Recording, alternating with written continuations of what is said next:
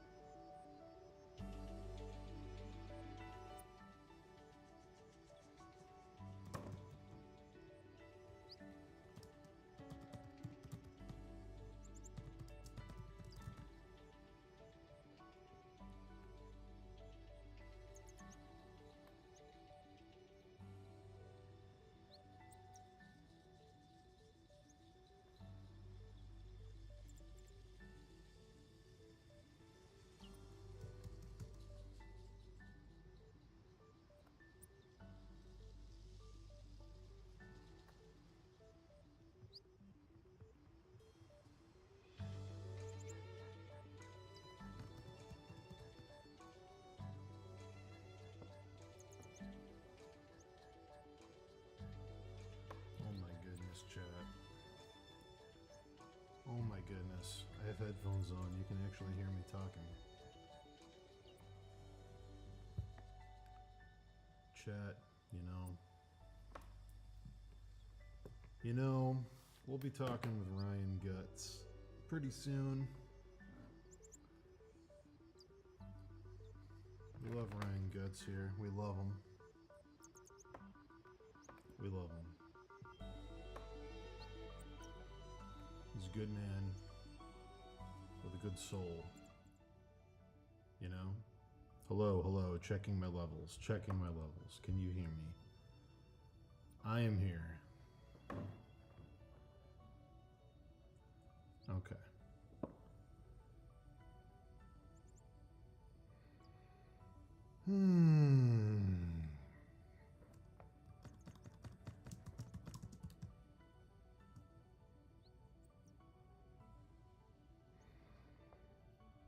All right.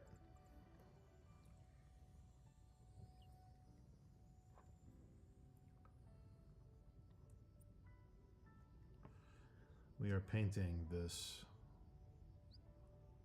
lovely snake sword. I am zoning out a little bit, so it's taking a bit longer than intended.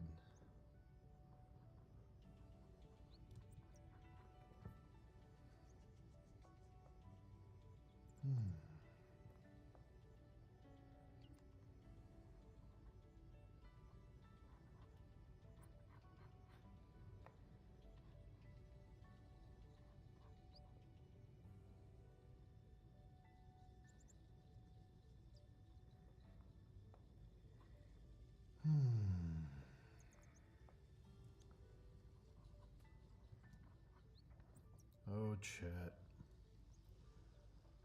How many snakes are in this piece? Has anyone counted? I haven't.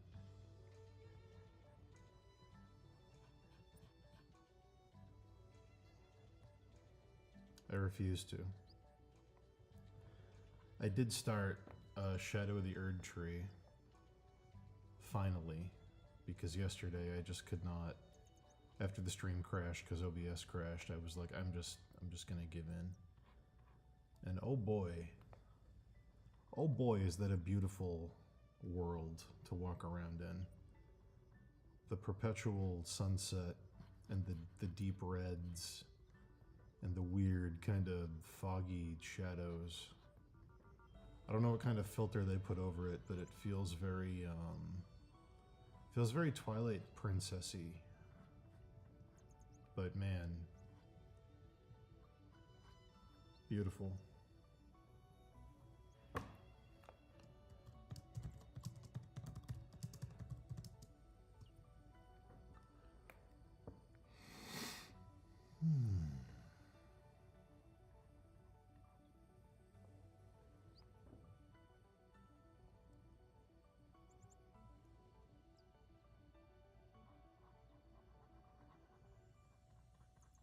I should probably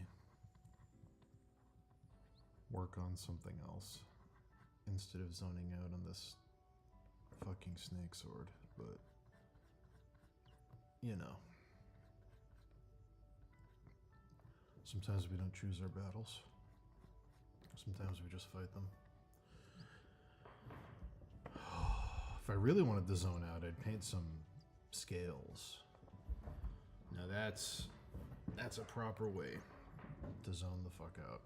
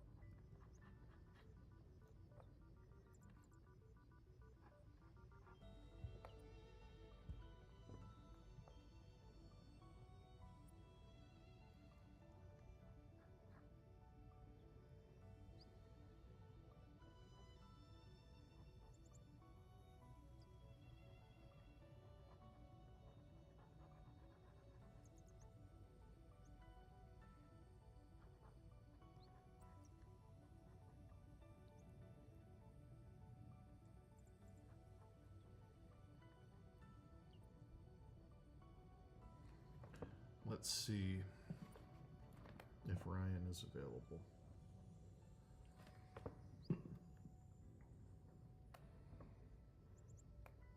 Not yet. But soon, chat. Soon. You shall hear the dulcet tones in gritty timbre of one Ryan J. Gutierrez, Esquire. We're going to talk about all kinds of things. We haven't chosen any topics, but you know how it is when me and Ryan talk. It very quickly goes all over the place.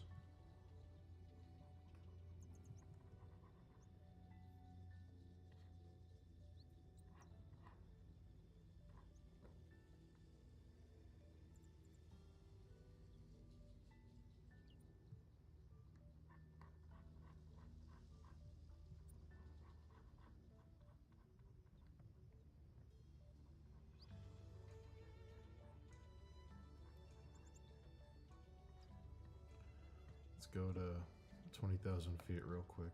See how we're doing.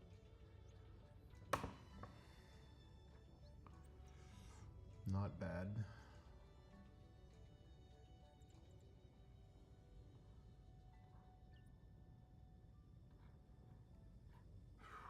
Feeling good. Should finish the snake head. That's a focal point. Should probably do that. And these hands.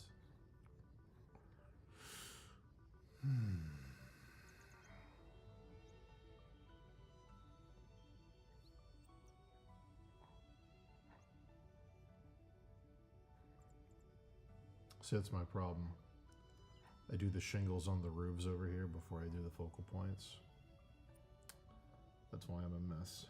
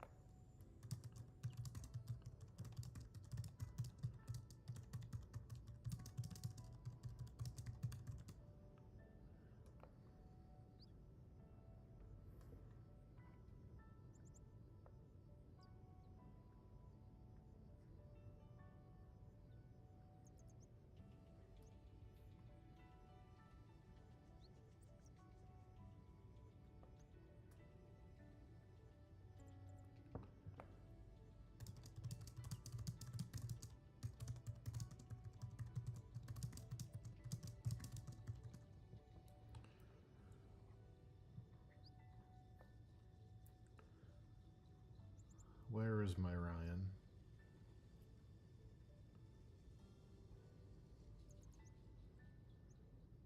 Ryan?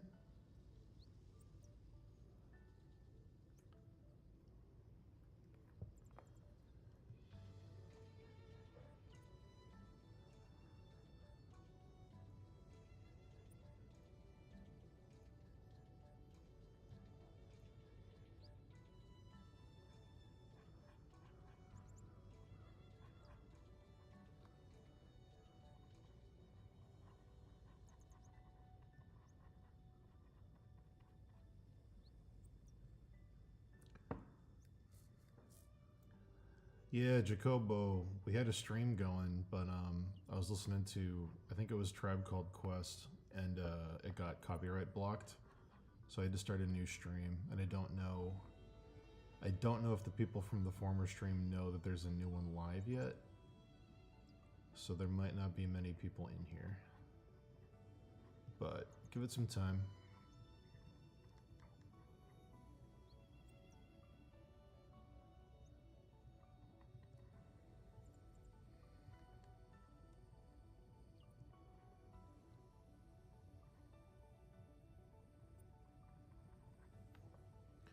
Hey! It's Book Music, one of the hosts of the Antique Freaks podcast. Speaking of which, I need to get you in touch with my buddy on the Lightship and my buddy at Aardvark Antiques and all my buddies. We're going to start a new podcast called All My Buddies, where we just talk to all my buddies. There's going to be 9,000 episodes. Because I got a lot of buddies.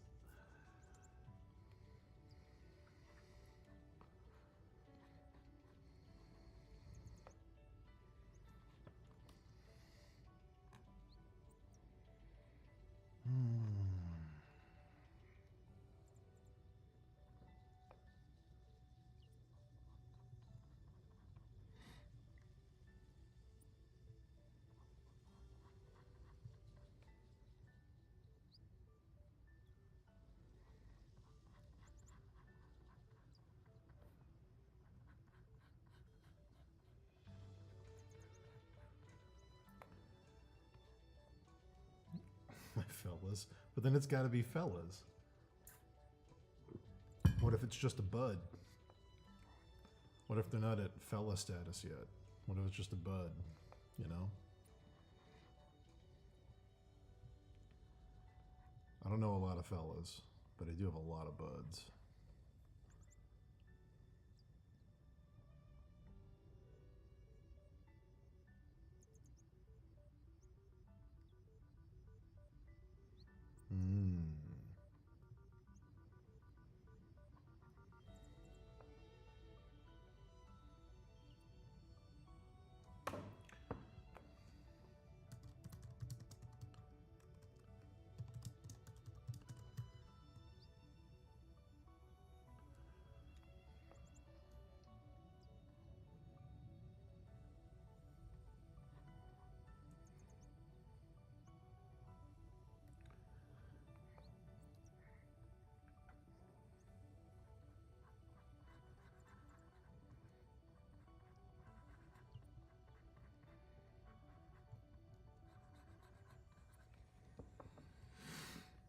Okay.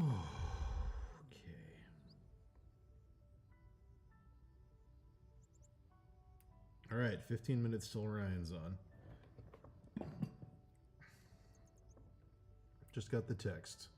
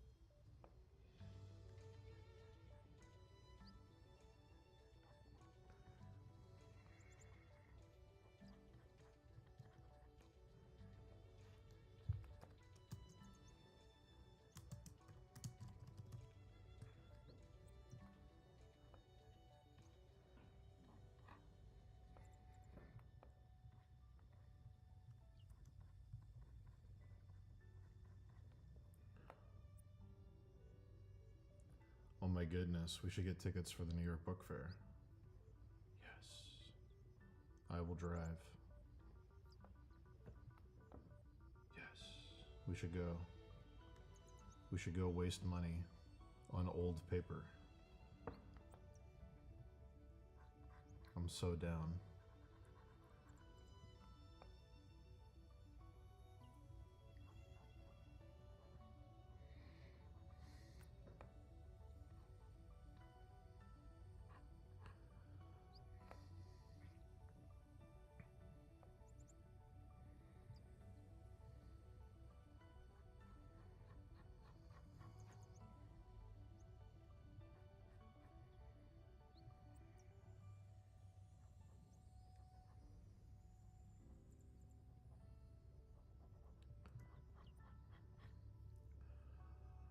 Oh, you know what I need? You know what I need to calm my raging soul? Is 10 hours of Hatino Village. That's what I need. I need it. I need it. And I'm gonna get it.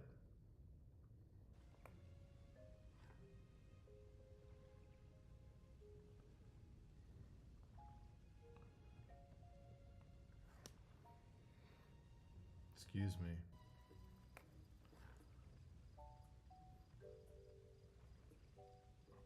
Ugh.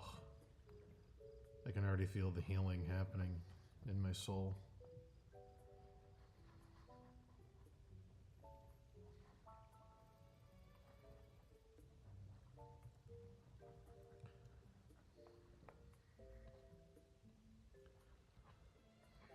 When those pipes kick in, transported.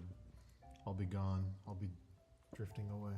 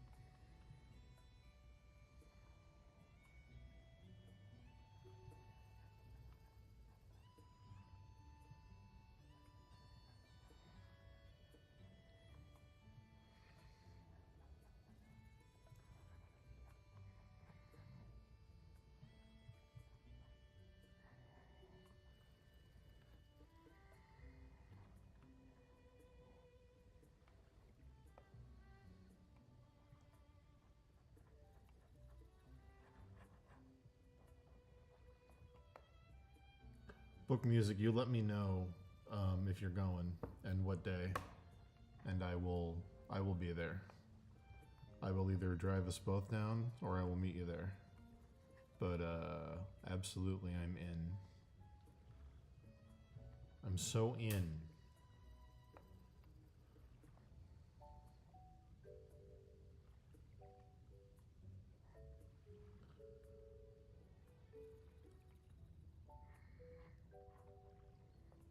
I can introduce you to my cousin Allison, and we can eat at fancy, amazing restaurants because she works at a Michelin star place.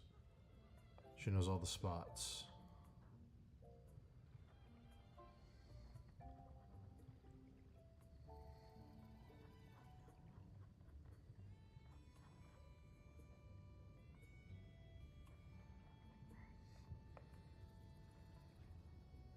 Excellent.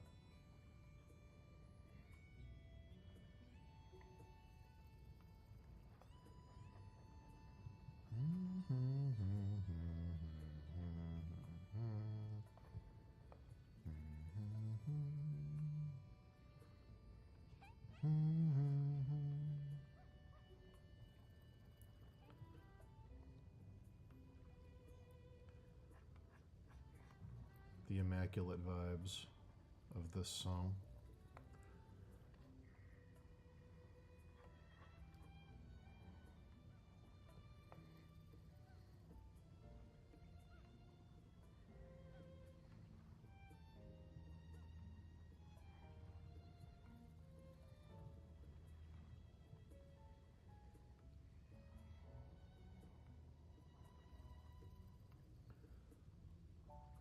All right, chat.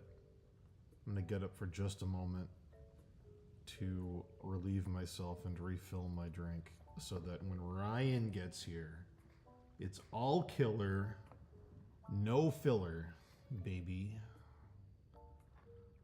As they say in the biz. You guys familiar with the biz?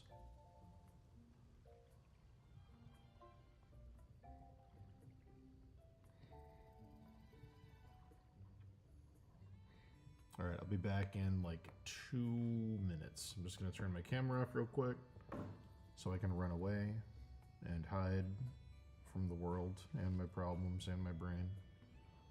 And, you know, hopefully I'll come back in 120 seconds.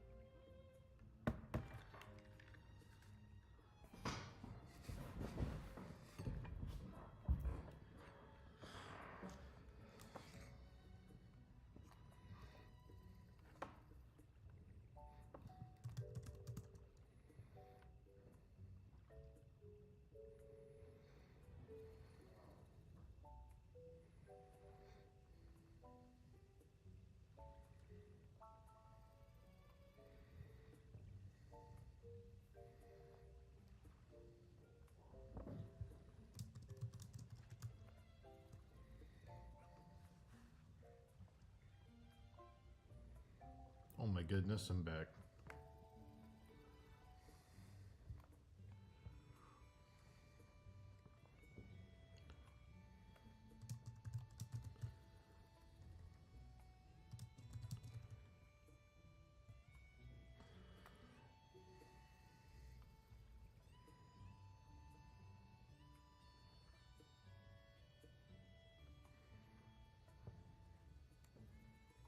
All right. I'll be live with Ryan shortly. Oh, God. It's exciting. I'm excited, chat. To have a titillating conversation with my good friend Ryan.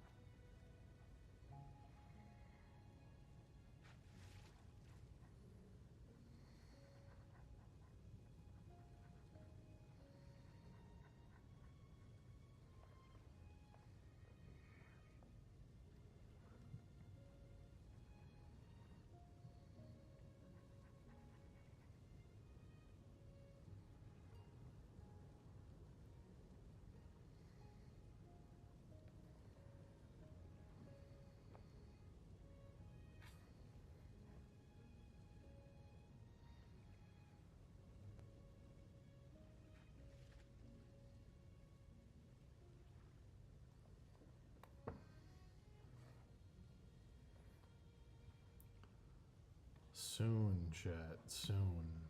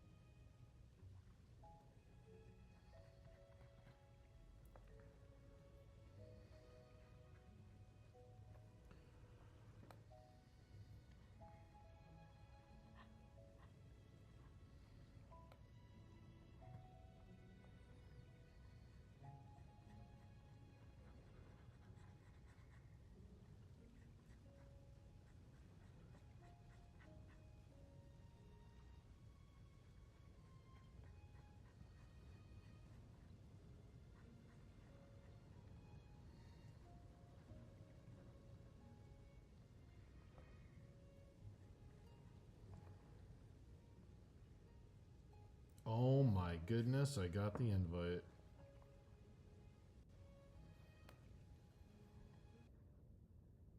Let's do it. Hello. Hey, what's up, man? What's going on? How you doing? Oh, you know, I'm in the midday coffee slump where I gotta recaffeinate. How are you? For someone who hasn't drank any coffee, I'm shitting kind of a lot. What's going on? You got a little bit of the food poisoning? What's happening? No, I think I'm having. I think it's anxiety Oh. causing me to just. I think I'm shaking and pooping like an animal who fears a predator in a cave. Talk to me about your anxiety. What's happening? I'm sorry, man. Can you I- or can you not talk about it? No, I can happily talk about it. Okay. I'm just sorry. No, this is good. This is relatable content. What's going on? Well, I'm not. We're not even on yet. Well, I'm not on my end. I guess I'm on your stream. Yes. Hello, America. I think I mentioned last time I was talking to you that we were switching venues. We were talking about maybe doing that. You did.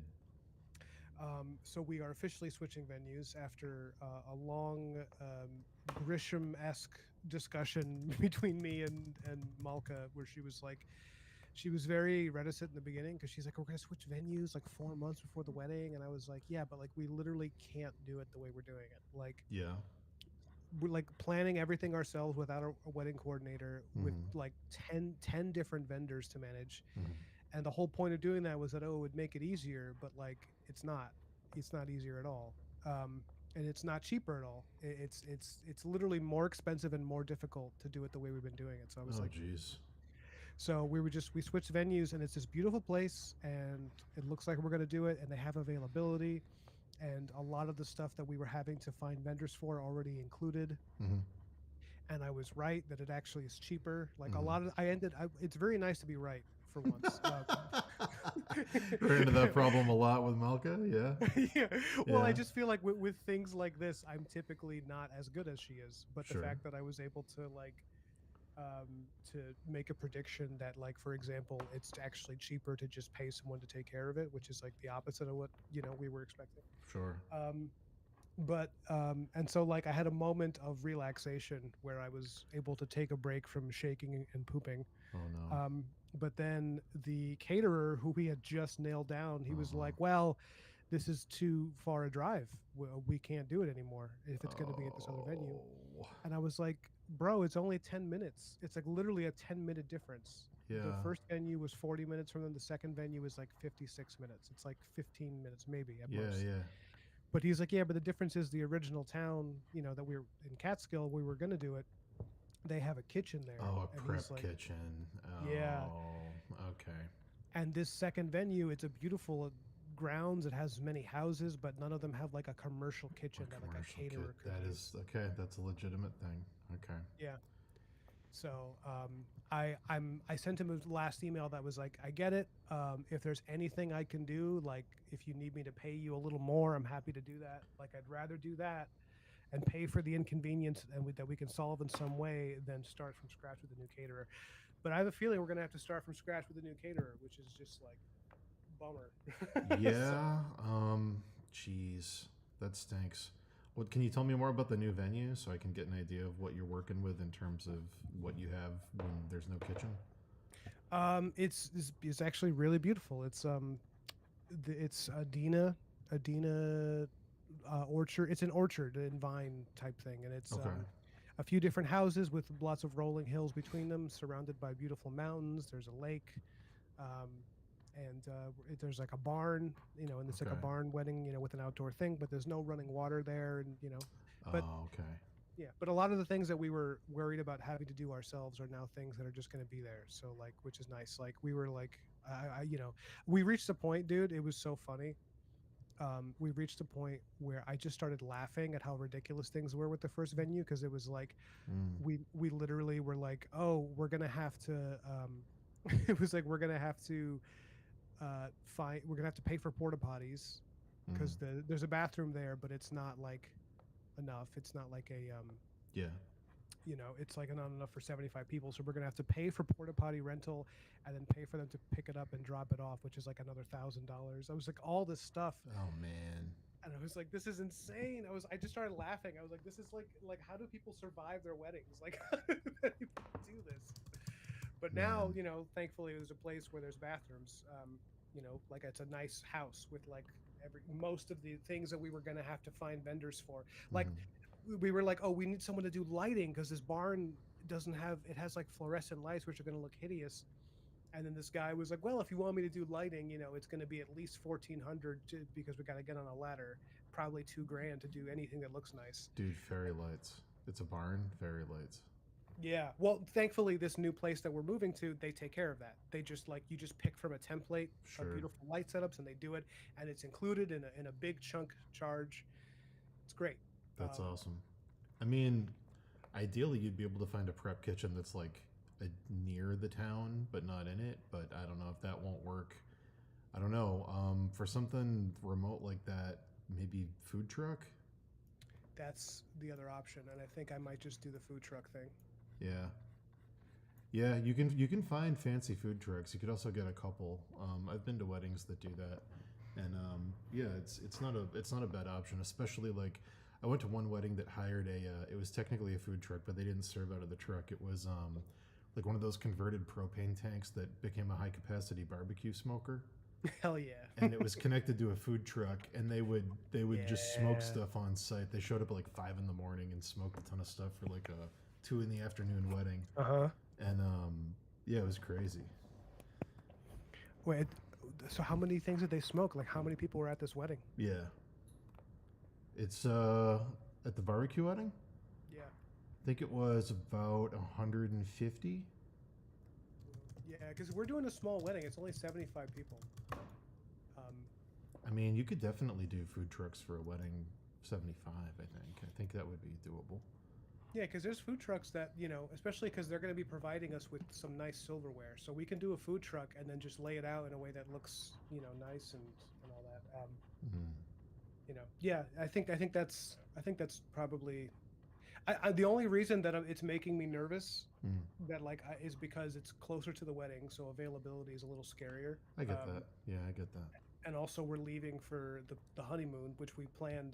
We've been planning this for a year, but probably even before the wedding, we planned the trip. And so we're leaving on Saturday for Rome for Mhm. and so I'm like, oh man, we gotta settle this. We have to have some kind of like someone in place as a backup, because at this point it's like we're gonna come back from Italy in like 2 weeks and be like, okay, let's find a caterer 3 months out from this wedding. Well, if you need help cold calling caterers, and just give me the info. I'm happy to. We can go through a couple lists of 100 people together or something. No, I can't. I'm not gonna put that on you. I don't mind. I'd be happy to do it. But yeah, I think you'll be okay. I think you'll find a solution. But yeah, that stinks. I'm sorry you're dealing with that. No, man, it's okay. I recognize that I'm probably unduly anxious about this. Like I'm more nervous than I need to be. Of course, Um, that's how it goes. which is it's one of those things where like I'm not used to having this much anxiety about something that's not like a legitimate threat to my life. You know what I mean? Right. It's like Malka, like, cause like last night I got up. It's just funny. I've never done like a lot of like anxious pooping. I don't know if anyone else has that issue where you're so you're so It's a nervous. thing. Yeah, it's a thing. You're so nervous all the time that your digestion just kind of gets fucked up. So like, Because the I got up. chemistry in your brain is thinking, if I poop enough, it will intimidate the vendors into saying, okay, we'll do this wedding. We'll cater it. We'll cater it. Just stop. Please just stop pooping. Yeah, Yeah. that's great. That's probably it. Yeah. Yeah. I've just been like, yeah, I got up like 4 times to just poop. It was as if I had like 4 cans of beans or something. before Damn, bed. dude. Yeah, Malka was like, I have never seen you do this. And I was, and now it's funny because after months of her being, she was like, one of the reasons we changed venues. Also, thank you for letting me talk about this. I promise I won't speak about this much longer. No, Um, dude. If we need to treat this like a therapy stream, we can. This is totally fine. Totally fine. Remember, I don't know if you remember. I used to be a caterer. I've seen my fair share of weddings, and I've catered my fair share of shit shows, and I've been through a lot. So, this Yeah. is perfectly fine to talk about with me. Oh, I know you have been through it. I just didn't want to do that thing where it's like, oh, you used to do this for a living, so that No, means no, I get no. to like it's like when you know it's like you being a doctor and me showing you all my weird rashes in like weird places. I do that to Kim all the time. She's a nurse. It's fine. We're good, man. No, yeah, talk about it as much as you need to. I appreciate that, man. Um, what was I even talking about? I don't remember. You were said after so many years of Malka, Oh no, yeah. After so many months of her, months of like Malka, yeah. just absolutely like she would. It was so overwhelming because it was like trying to do it the way we were doing at this other venue was like Russian nesting dolls, where it was like, you, you know, you like she would like, oh, we finally have, Uh-huh. we finally have like the alcohol set up, and then it's like, okay, how are we going to serve the alcohol? And then you see like Yeah. 15 other things come up. And it's just like, Surprise. Yeah. yeah. And it got to the point where like I would watch her get like paralyzed with stress, where she was just like it was so many things. She's like, I literally like can't move, I can't think. It's just too many. It's too much. Sure. And then it's funny because now that we changed venues, she's pretty relaxed. She's like, yeah, we'll figure it out. And now I'm this like this like shaking, pooping You've animal. traded places. Yes. Yeah. Oh my goodness. And I'm not used to that at all. Usually, I'm the one. I'm the one who annoys her by saying everything's gonna be okay. She's Listen, like, buddy. "Stop saying that." It will be okay. Worst case scenario, scenario, I will drive out to Catskills 2 days early and I will cater the fucking thing if I have to. Okay. It will be fine. 75 people? Last 4th of July, I had 120 at my house. I can do it. It's fine. That is, first of all, that would be hilarious. Yes. But it's not going to come to that. It's not going to come to that.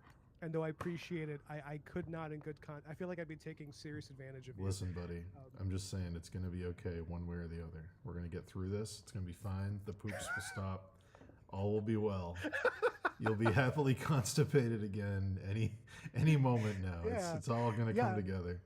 That's really what I want. I want to get back to a place where I go, why didn't I poop today? Picture this, okay? It's sunny. You're in Italy. It's a beautiful day. You're standing there with the love of your life, looking at the beautiful Sistine Chapel ceiling, and suddenly it occurs to you as you look up and see the face of God staring back at you that you haven't pooped in 18 hours, and you say, "My God, this truly is His chosen seat on earth." My goodness, it's gonna happen. Yeah, I'd be like, oh my God, my butthole is not inflamed. Finally. Yeah, it's gonna be great. You're gonna have a great time. It's gonna be wonderful. Yeah, thank you for that. I could kiss you right now. I needed to talk to somebody to calm me down. Dude, I completely get it. I totally, completely get it. These things are stressful. I've worked on quite a few of them. I definitely had a moment when I was taking a shower and I started laughing thinking about like the tagline for the movie that is this wedding prep, and it's like I always thought weddings were romantic, but it turns out they're Lovecraftian horror. It's true. I'm just staring into the abyss like You've it's seen never too much, yeah. You never truly come back from planning one of these. You've changed, fundamentally. Yeah, that's it. Yeah. Man, how are you? I'm sorry. How are you? How is everybody? How are you, chat? Hey, Edgar. Things are good. Did you play Shadow of the Erdtree? I can't remember. Yes, I did. I finished it and I loved it. I dove into it for the first time yesterday, and boy, that is a beautiful world to explore. I want to hear all of your thoughts in crystalline detail, please. Well, I haven't completed it, but I dove in. I played for a few hours. That world of like perpetual sunset, that like weird dusk vibe it has with all the deep reds and almost like purples, and like the shadows feel almost like misty, like foggy, like there's a substance to the darkness of it. Yeah. It's so cool. It's such a cool way to do that like mirror world thing they're going for, where it's like, the cheap obvious thing would be like, oh, it's everything's darkness and it's nighttime, and ooh, it's the opposite of light, and it's okay. But instead they went for that almost like Twilight Princessy vibe, where it's like the sun, it's like a very cloudy day and the sun is in the process of setting, and like it's all golden and red and kind of hard to, it feels very almost like incandescent. It's very glowy and bloomy, and it's great. It's super good art direction. The way they captured the beautiful melancholy of it is just, Yeah. I don't think anybody does that like them. I think people No. try to be them. People try. They try to do what FromSoft does, but they don't got the juice. Yeah. Um, and I was thinking a lot about it when I was playing it, because and I was like, how are they getting this effect? How are they making me feel this? And I was similar to you. I'm sure you were looking at every corner of it and being like, Oh what yeah. is, and I noticed some certain things. Mm. Um, Namely that, so it reminded me of something when I was talking to Steven Zapata, Mm-hmm. was going to be on again because I asked him to come back on to talk more about. We were talking about color when he was on my the big draw, Mm-hmm. and he said something that I loved it because it was so instantly true. Mm. He said, um, I mean, he was quoting. Oh my God, that book that we were talking about, Paradise Lost, where they talk Oh about, sure. he talks about the writer has that forward where he says he doesn't rhyme because rhyming is like this like hedonistic nonsense that you don't need to do to write good poetry. Okay. Um, and he's relating, and Steven's relating that to color because he works mostly in black and white. Mm. And so he's like, yeah, you don't need to do color. He's like, color is not something that's obligatory, it's emotional. Like the purpose of color in an illustration Mm. is to communicate something emotional, not to depict reality perfectly, essentially was his point. I love that. I'm gonna steal that. That sounds much better than I'm colorblind.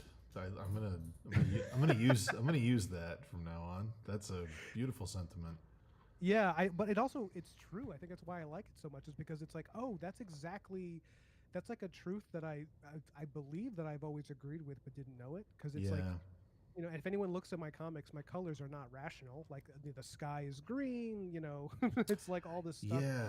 I because I'm trying to do. get a feel. I think I get what you're saying. I do love that From Software is one of the few companies in their art direction that can kind of embrace nonsensical things.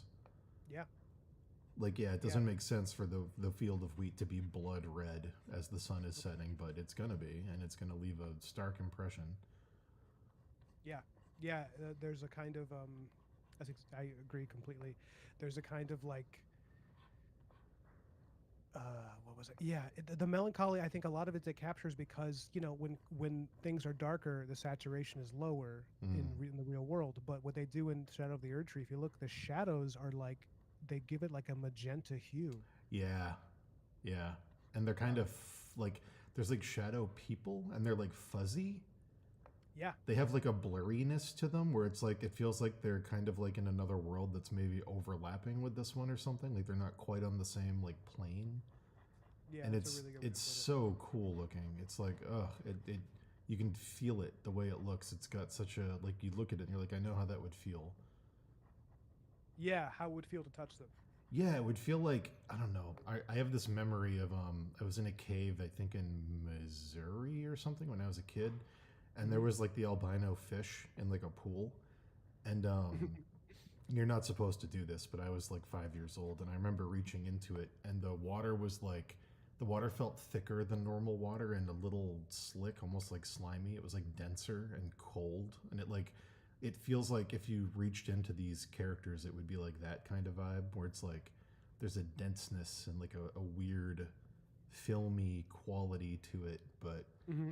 but yeah, That's a really good way to put it. Yeah, it's because they're always. It's interesting. It's like the only video game company developers that I know of that actually have a huge aesthetic focus on what is essentially surrealism.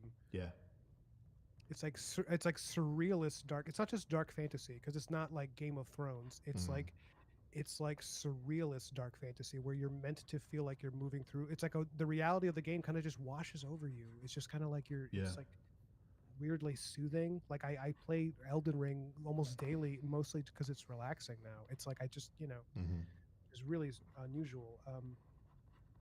But yeah, I mean, if you look at the shadows, they're not grayish. They're actually like magentas and blues and reds, um, those are the darker tones, and then the lighter tones are actually paler. So everything is kind of inverted. It's yeah. like, which is what they're going for, which is like it's like this inverted reality. Um, It's so cool. And I fucked yeah. something up because I got a My favorite thing in those games is when you get an ominous message that you've never seen before, and you're like, "What did I do?" And it's like too late because you can't undo it ever. Yeah, yeah. And I still don't. I think I know what it did, but I don't know for sure. And I'm excited. I got a message that said, somewhere a great rune has broken and a charm has been lifted. Yeah. And I'm like, okay, does this mean all my friends hate me now? Is essentially because everybody up to that point was like, we should all be fighting a war because we're all from different armies, but the charm of kindly Mikola has brought us here, and they kept saying charm. And I'm like, uh-oh, like are all my friends bad guys now? But I haven't found out yet. I actually don't remember if that's the catalyst, because you know you're gonna fight everybody because every FromSoft game does that. Yes, of course. But I don't remember if that's the catalyst or if something else. But yeah, I remember finally figuring out what that was and being like, oh, what? Like I was just, yeah. I was walking towards a big spooky tower, and then suddenly I heard glass shattering, and then I got an ominous message, and I went, "What did I do?" Because I didn't interact with anything. I was just walking, and I was like, Yeah, you, like, "Oh." You check under your shoes.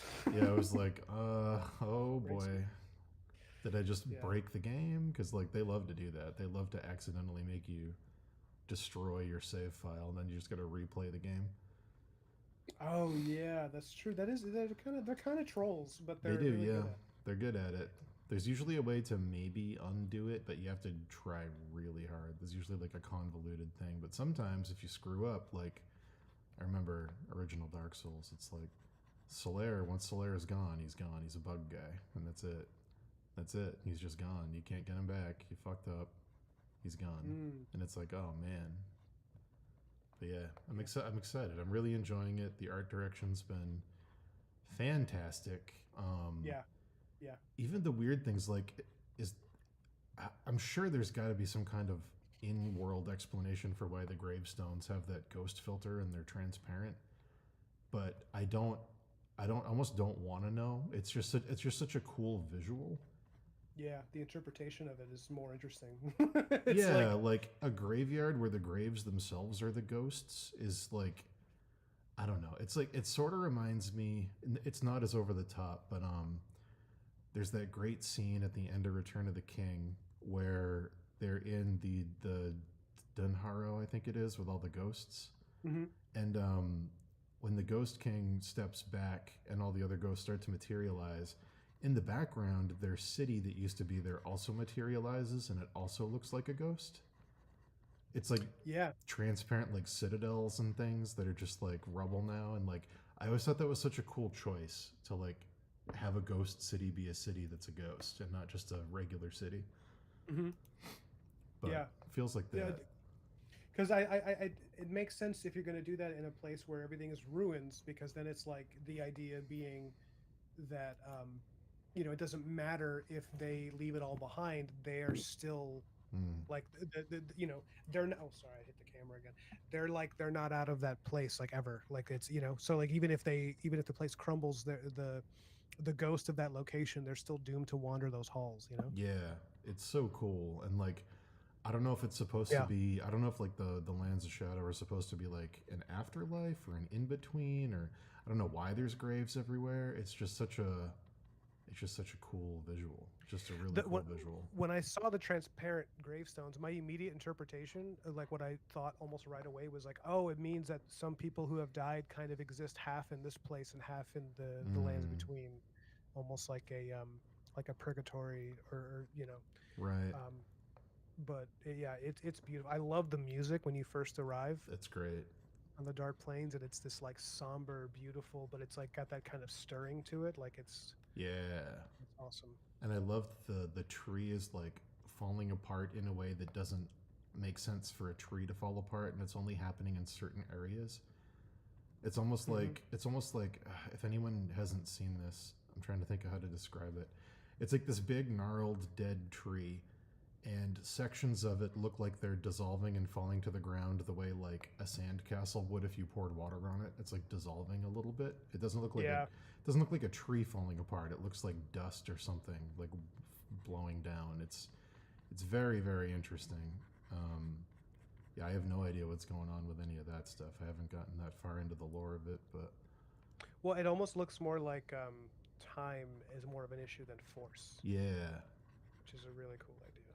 very, very interesting. I'm wondering if we're gonna meet Mikola, because everyone's like, he's walking around. He's here. Yeah. He's trying to figure out how to be a god. I'm like, okay. Like, man, the character designs are like, I didn't think they were gonna. Elden Ring was already so strong. It's crazy that they found even more unique stuff, like Freyja and like the other, oh man, the Needle Knight lady and the guy who's just covered in like knots of rope is like, it's so many cool visuals. Yeah. Oh, the one I forgot his name, but he looks like kind of looks like Darkman. Yeah, yeah, yeah, yeah.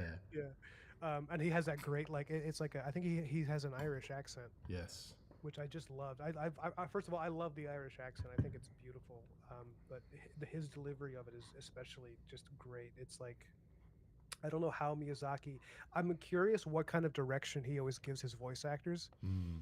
because he always seems to capture something really interesting. Um, like he always seems to really know how to make use of the of like the what do you call it the timbre of their voice in a way Mhm. that's just really like gripping. Where you're like, what is this like?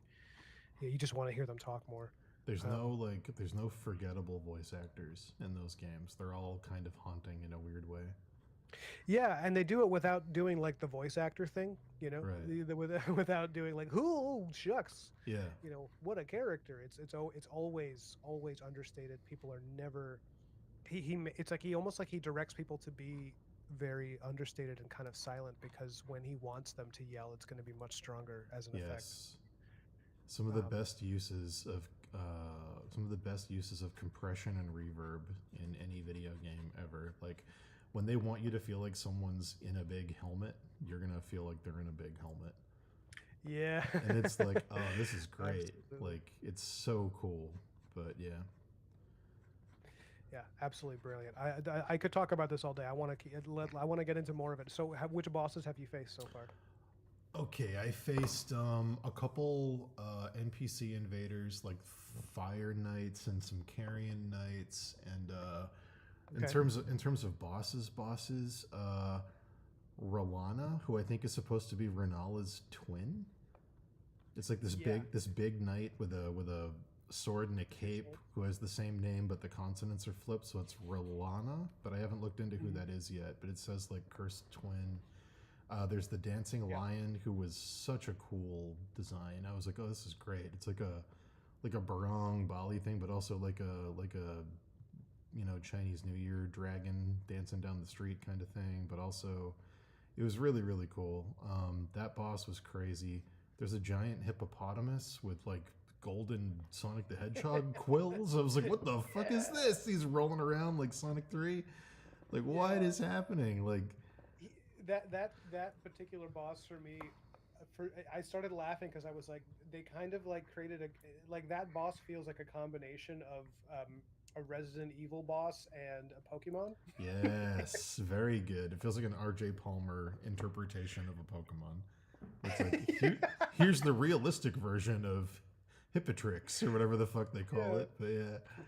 But Look out for those spikes, Leon. yeah, Yeah. Leon.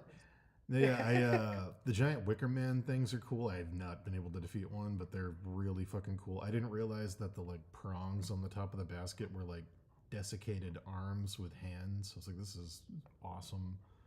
Yeah, I beat the entire DLC without ever really defeating one of those guys. And then oh god, the game got me so good because I was walking around in this big lake and I saw this big there's like, dead trees that had fallen over everywhere and I was like, this is cool. Then there was an extra big pile of dead trees and I was like, there's gonna be a monster under there. I was like 100% there's gonna be a monster under that pile of trees. And then I got really close to it and I was like, any minute now it's gonna pop up. There's something under here. And then nothing happened and I was like, oh okay. And then when I turned around to leave, the pile of trees itself came to life and it wasn't trees, it was a Dracolich. It's like a giant undead fucking dragon that looked like dead trees that was like curled up in a ball. Oh, And I was like, yeah. no. It's just I was like, you got me. You found a way to get me. the patience that it requires to set that up and to not telegraph it. You know what I mean? Yeah. Because it's like you're a developer working on a game for that long, and you're like, okay, but if we don't let them know, they could miss it. And it's like, well, then they might miss it, and that's it. You know. Yes. And I'd rather they discover it than tell them and have it not be as impactful. You know, because it's like, yeah, you could play the whole game and not run into that. Yeah. And what a bummer it would be, but also like how much fun it would be to play the game for the third time and suddenly come across that thing and be like, how did I miss this? Also, the way they designed it is like it could have like if you don't get too close to it, it just looks like more of the dead trees. But then when it opens Yeah. up and it unfolds, it's clearly what it is. It's not like so I don't know. That's such a good natural camouflage to pull off and not have it be too obvious. Yeah. But Yeah, I agree. what other bosses? Let me think. What other bosses? There has to be more. There must be more. Did you fight any of the mausoleum bosses? Like the I fought there was a Death Knight who had like almost like dragonfly wings made out of like ghost fabric. Oh, cool. That Okay. guy was really cool. There was another one who was like a gladiator type dude. He was like a sentinel knight thing. There was another one. Was he the one with the armor of solitude? Yes. I fought that Okay. guy. That guy looked sick. I love that armor. I think you get it after you beat You him. do, yes. I've noticed that's the other thing they're doing a lot with this one that I kind of enjoy is it's not really about experience or leveling up, it's about finding cool stuff. Like Yeah. you get those things to sort of level up just in general, but it's not like collect souls, build your character out. It's like you're just going to find a lot of really cool things. And like if you want to use them, cool, but if you don't, whatever. You're going to enjoy the process of finding them, but it seems way more about the discovery than what you do with the things you discover, which I kind of like. It's a cool switch for them. Yeah, I agree. I mean, like I was so happy because a lot of the weapons you get are already like level 10, Yeah, which I was like, that's a really good move because like yeah, you don't want people doing grinding instead of just enjoying the DLC. Like you want that buzz. You want people talking about the DLC mm-hmm. in real time, and you can't get that if everybody's like, "Oh, I gotta level up this sword so I can use." Yeah, You're not just scumming for smithing stones and all that stuff. Instead, you're just like, "Oh, cool, this is already like," and a lot of the weapons are long range and short range, like which I've been loving. yeah. Where you can like throw the weapon. There's a lot of stuff that's It just felt great. like a lot. It feels a lot like a Zelda game in a weird way. Where like I went out into Interesting. the middle of the field and I looked around and I was like, okay, from the starting area, I can see like 3 castles, 4 churches, like a cursed mountain range, a dead village, a giant gnarly tree, a chasm, a lake. I'm like, there's like so much stuff Yeah, that you yeah, immediately. It's like okay, it felt very Breath of the Wildy, where it was like, oh man, like Elden Ring, the base game, when you jump in, the world's huge, but when you step out into Limgrave, it's like, okay, it's Limgrave. Like there's some churches and there's a big castle in the distance, but everything kind of looks like it belongs in that place. When you step out into the gravestone field, it's like, oh, there's like my dog is what's going on, pup? You got something stuck? Anyway, there's like 7 biomes, like immediately, yeah. and like tons of Right away. ruins, and all the ruins are different types of architecture. There's like a weird Greek Yeah. Parthenon thing on a hill, Dude. and there's a Yeah. cathedral, and there's like a very Dark Ages castle, and there's like Sauron Tower, and you're like, it's all there, and you're like, what the fuck? There's so much Yeah. cool stuff. I absolutely loved when you roll out and when the weird Wicker Man giant thing. Yeah, When you first see it from a distance, it just looks like a flaming tower. And then you get closer and closer, and you're like, "Oh, that's a dude!" Like, it's walking around. Yeah. Malka was next to me on the couch, just hanging out when I was doing that part. She's like, "What's that in the distance?" I was like, "Oh, do you want to see what that is? You want me to show you this shit?" Yeah, And as I get closer and you start to see it move, she had never really like analyzed Elden Ring. She saw that, she was like, "That's crazy," because she was like looking at it, and up close you see all the tortured souls that comprise its Yeah. body. It's like that is epic. and I think as a first maybe they have destructible environments that those things can destroy. Yeah, Like if you're in like a campsite with like a bunch of knights, that thing can just level everything, including the environment, and just like burn it all down, which I don't think they've really done before. they've done it with some of the dragons in the base game. Mm, Because I'm replaying the base game now because I apparently never stopped playing this game. But it's like a great game. I just left Ronnie's Rise, and there's that crystal dragon outside. Yes, I'd yes. love that. And you know how he always leaves before you can kill him. I He, never killed him, and then when Blythe goes yeah, back there, I had to fight the two of them at the same time, and it was hilarious because it was just like an impossible scenario. But yeah, that is a nightmare. he kept Did you triggering it. survive that? I eventually cheesed it so I could get rid of him and then the dragon, but like Yeah. it was so funny because they would just trigger each other, and it was like absolutely impossible. But yeah, it Oh, was like great. would they attack each other ever or no? I'd like attack Blythe, and then he'd run around, and him running around would make the dragon come over, and it was just like, no, like, no, stop it. That's But a yeah, nightmare. Yeah, that's funny. I mean, it was like, yeah. So when I faced that dragon this time around, when he left, it's so cool. He flies up, but as he did, because of where we were on the map, mm. he just takes a huge chunk out of the castle. He just Oh, his that's tail just awesome. absolutely rips the side of this castle like the brick off, and literally the falling bricks, right? You could feel the vibration I with the don't think I even controller. saw that. Yeah, Whoa, it's it happens a few times in the game where you're fighting a dragon and he'll just like knock over trees or ruins, or it's pretty great. that's awesome. Yeah, it really gives you. I mean, the word epic, it gets thrown around a lot, but like True. if you're gonna fight a dragon, like like Yeah. having it knock over buildings and stuff is like I mean, I've is never seen a game sell a sense of scale the way that that game does. Like the smart. Breath of the Wild and Tears of the Kingdom are like the world is big, but there's not a lot of big stuff in it. There's Mhm. like some dragons you can walk around on in the sky. There's a couple big-ish enemies, but like Elden Ring, there's like I've never seen a game go for scale the way that that game goes for scale, where it's like, oh, that building just stood up. Like, okay, like Yeah. whoops. Like, okay, uh oh. it yeah it's man, I love it so much. Like it's so, especially like as I'm working on the King Arthur comic, it's Mm. like nothing gets me more jazzed to do this type of art than Yeah, playing Elden clearly, Ring. yeah. It's right in the wheelhouse for sure. Yeah, it's just like endlessly satisfying, and just like every time I don't get tired of it. I'm just like, um, yeah, I mean, and I keep rediscovering parts of it that I love and be like, oh, this is what they're doing. Like, I don't know how you can think this deeply about something for this long and then restrain yourself from telling everybody, look, this is what I did here. This is what I did Oh, here. and I This is also found I found like a jail where they were putting people inside the jars. oh yeah, That was so awesome and like gnarly and gross, and like you can like hear the people moaning inside the jar, and they're like yeah. all the like squishy stuff that comes out, and like man, it was great. The oh, the like the what are they called? The people that they're like halfway out of the jars and they're like Yeah. the viscera, and then they puke viscera at you or something. Yes. It was so gross and awesome. And like legitimately scary. Like I jumped. I was like, oh god, like this is because when you Yeah. first fight them, when you're first leveling up using the whatever they're called, the particular level up things that they have in that part of the map, they're like overwhelming. Like they'll kill you. Yeah. And it's not easy to just you can't just walk through them. They do this thing, and I don't know why I haven't started looking out for it yet, but they keep finding ways to subvert it where I don't see it coming, where they'll introduce a new geometry in the level and nothing will happen. They'll just be like, oh, some of the jars are upside down now. Okay.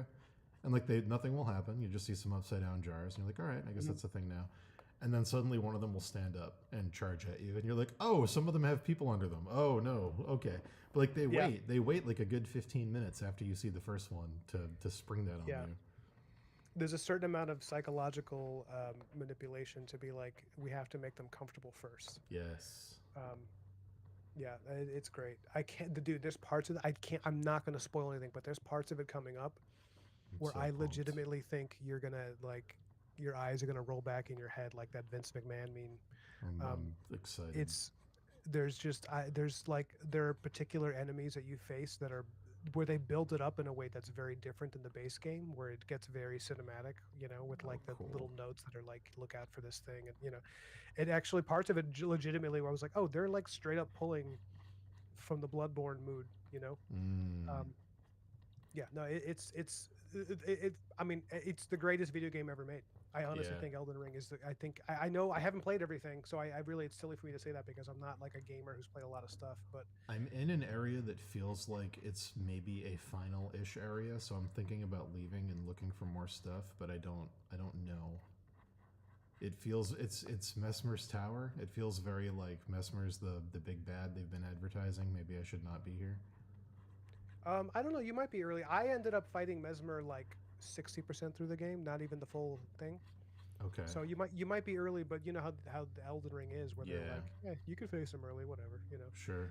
Um, but yeah, I mean, I guess you can see how you feel when you fight him. If you're like, this is ridiculous, like I'm not gonna beat him, like Yeah. and maybe circle back because there's a lot. I actually thought that I had seen everything, and then I was like, let me go in another time, and then like it ended up being 2 more weeks of discovering things. I just couldn't Oh believe it, man. and it was like I was texting my friend Nick, who's like, who's the one who got me into this stuff. He's the one who got me to play Bloodborne for the first time, which like ended up like literally changing my career, by the way, because without that, I never would have done Black Marrow. Like Bloodborne made me want to do Mm, that, and then that like has like really helped my career. Like I was like really much yeah. more obscure before Bloodborne like seeped into my brain and like and I was texting him about it and I was like I cannot describe the sheer like junky high that I get every time Hmm. I discover like a cave or like a hidden area. And like every time I see an opening on the side of a mountain, I'm like, yeah, I like. Bloodborne did the trick that you can never do a second time, and they pulled it off flawlessly, which is shocking. You're familiar with what I'm talking about, right? I think so. So, for anyone listening, if you haven't played Bloodborne, don't listen to this. Just go play it. But um, they did the trick that you can only do once, and it's when all the advertising for that game came out. None of it was about H.P. Lovecraft. Oh yeah, yeah. None of it. It was a Van Helsing game. It was a gothic horror game where you can be a werewolf hunter and go Hmm. fight vampires and werewolves. And there was no hint that it was going to be cosmic horror and it was going to be about going mad. None of that was in the advertising at all. And they kept that under wraps all the way to release. So then when you're playing the game and you're not looking for spoilers, suddenly all this weird stuff starts happening and you're like, is the game glitching? Like something's attacking me and it's not here. Like the enemy's not loading. Like what's going on? And like all these weird little bugs and things that you thought were wrong would start to happen. You're like, oh, this what's happening? This doesn't make any sense. These characters are talking about things that it doesn't make any logical sense. And then they do a turn, and you're like, oh, this is a game about going insane, and it's a Lovecraft game, and they completely hid that in the marketing so that as you're playing it, you feel like you're going a little crazy, which is just unbelievable that they were able, and not only able to do that, but that the Namco and everybody involved was willing to let them not advertise any of the Lovecraft stuff. Yeah, because when they were doing that, I mean, the whole idea of like the player becoming the unreliable narrator, Yeah, it feels like that was were they the first ones to do that? I know that other horror games were experimenting, but did they do that after Bloodborne? I don't think anyone stuck the landing as well as they. Other people might have done it. I didn't play a ton of horror Yeah, games up to that point, yeah, but I don't think anyone really stuck the landing as well as they did because nobody knew that that game was going cosmic horror when it came out. yeah, And then it goes full cosmic horror in such a satisfying way where all the gameplay systems and all the art design perfectly channel into this central theme in a way that is so satisfying and perfectly executed. And man, it's just crazy because they can never do it again. If they make a sequel to Bloodborne, that's they can't do that twist again. yeah, yeah. But yeah, It's true, and it's one of those things where like, yeah, I mean, the way you put it's great. You can only do that once, really. You can yeah, only, I mean, unless you're gonna get new players for yeah. for a sequel. But it's like I feel like they're gonna. I mean, if they ever do a sequel, which I'm just hoping that it's gonna happen. I think it's likely that they'll have to at least reference those things. Like, I Hmm. mean, which I would love, but they never do too much like cheesy fan service stuff. They really don't do that. No. Um, but the idea that you're going insane and that you're earning the points to go insane, which is like my favorite thing. Yeah, Like you're your like, insight. oh, yeah, I want my insight. The number goes up. It's a game. I love this. And then the number going up has huge negative effects, and you're like, oh, okay, all right. Whoops. But it also like opens up opportunities and doors, Yeah, it's great. which is really interesting. Where you're like, oh, there's parts of the game you can only really access once you're this level of crazy. And all the things of like, you think the game's broken and bugging out, and then you realize that you don't have enough insight into the madness to realize what's attacking you. And then once you do, you're like, oh, I wish I could unsee that. And it's like, it's so great. It's just so good. But man, but yeah, Elden Ring is just. I think this DLC is bigger than Bloodborne. I like. It feels like it's bigger than a whole game that they would have done in a previous generation. Mm. I think it might be because it's like just in terms of size and number of things you fight. I think it might be bigger than Bloodborne. What you mean the DLC alone? Yeah, Oh yeah, I mean I think that's probably true. Especially when you get to the end of it, I think you'll probably be like, holy crap, I cannot believe this is a DLC. it's wild. The DLC, I mean, I played it for I think like 50 hours or more. It was just Yeah, that sounds about right.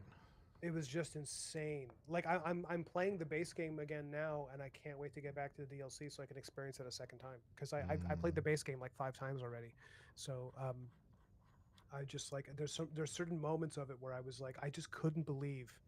There's one area, the area I was telling you about where they kind of reference Bloodborne, uh, where I had to I was like taking pictures of it. I was like I cannot believe how perfectly curated this environment is. It was like it looked like they were pulling directly from like the the feeling and atmosphere you get from like old 70s Hell sci-fi novel yeah. covers, you know, Hell yeah.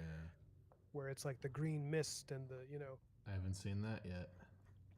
dude, it literally looks like something from like the movie Legend, and I was just like, I love this more than I love like my favorite movies. Like this is like I could be here all day, Man. and yeah, it's incredible. Like giant oak trees with like where the roots are big enough for you to walk along. It's just so cool. I I'm can't. pumped.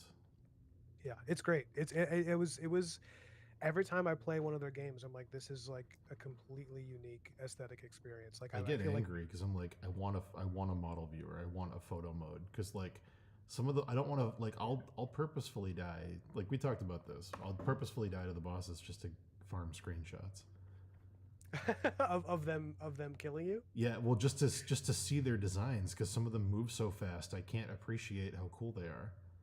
Yeah. And I'm like, I want to see this fucking, dancing lion thing. I want to know what this thing is. And it's like, I probably fought that thing 20 times and died on purpose just to collect screenshots and look at it from all different angles.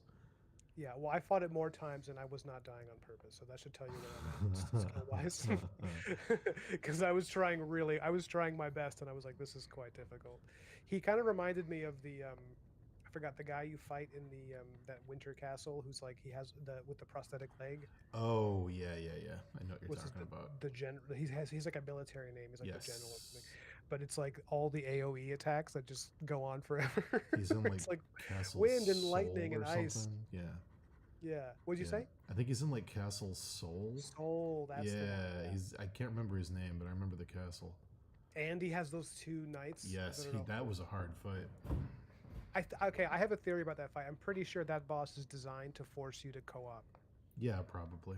because they're like, so we have to, people like need to see that this system exists. You know? Yes, and there's also a bunch of NPCs that are like, that general up there sure needs to die. I hope I can kill him someday, but not alone. And you're like, it seems like you want me to summon people.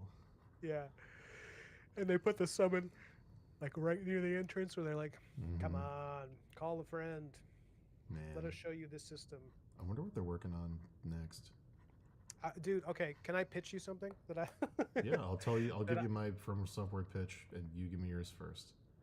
Oh, I have to go first. No, that's Yeah, some dude. bullshit. I want to hear it. You offered. Yeah, but now I didn't know at the time that you had one. I should have assumed. Oh, I've had one for 10 years. Let's hear yours. Okay, mine's not going to be as creative as yours. Oh, Well, stop. there was essentially one that was okay. If they make a Bloodborne sequel, Mhm. but they make it open world, Mhm. and they essentially model it similar to the Elden Ring DLC. Not so much the base game, because I think that level of Mm. size doesn't. If you were to go with that level of size, I would want to do something that was kind of like What Dreams May Come, like Dante's Inferno. Yeah. Um, but essentially the idea that your character leaving Yarnum is now crossing the wider like continent and seeing the effects of like the you know the church Oh, that'd be and cool.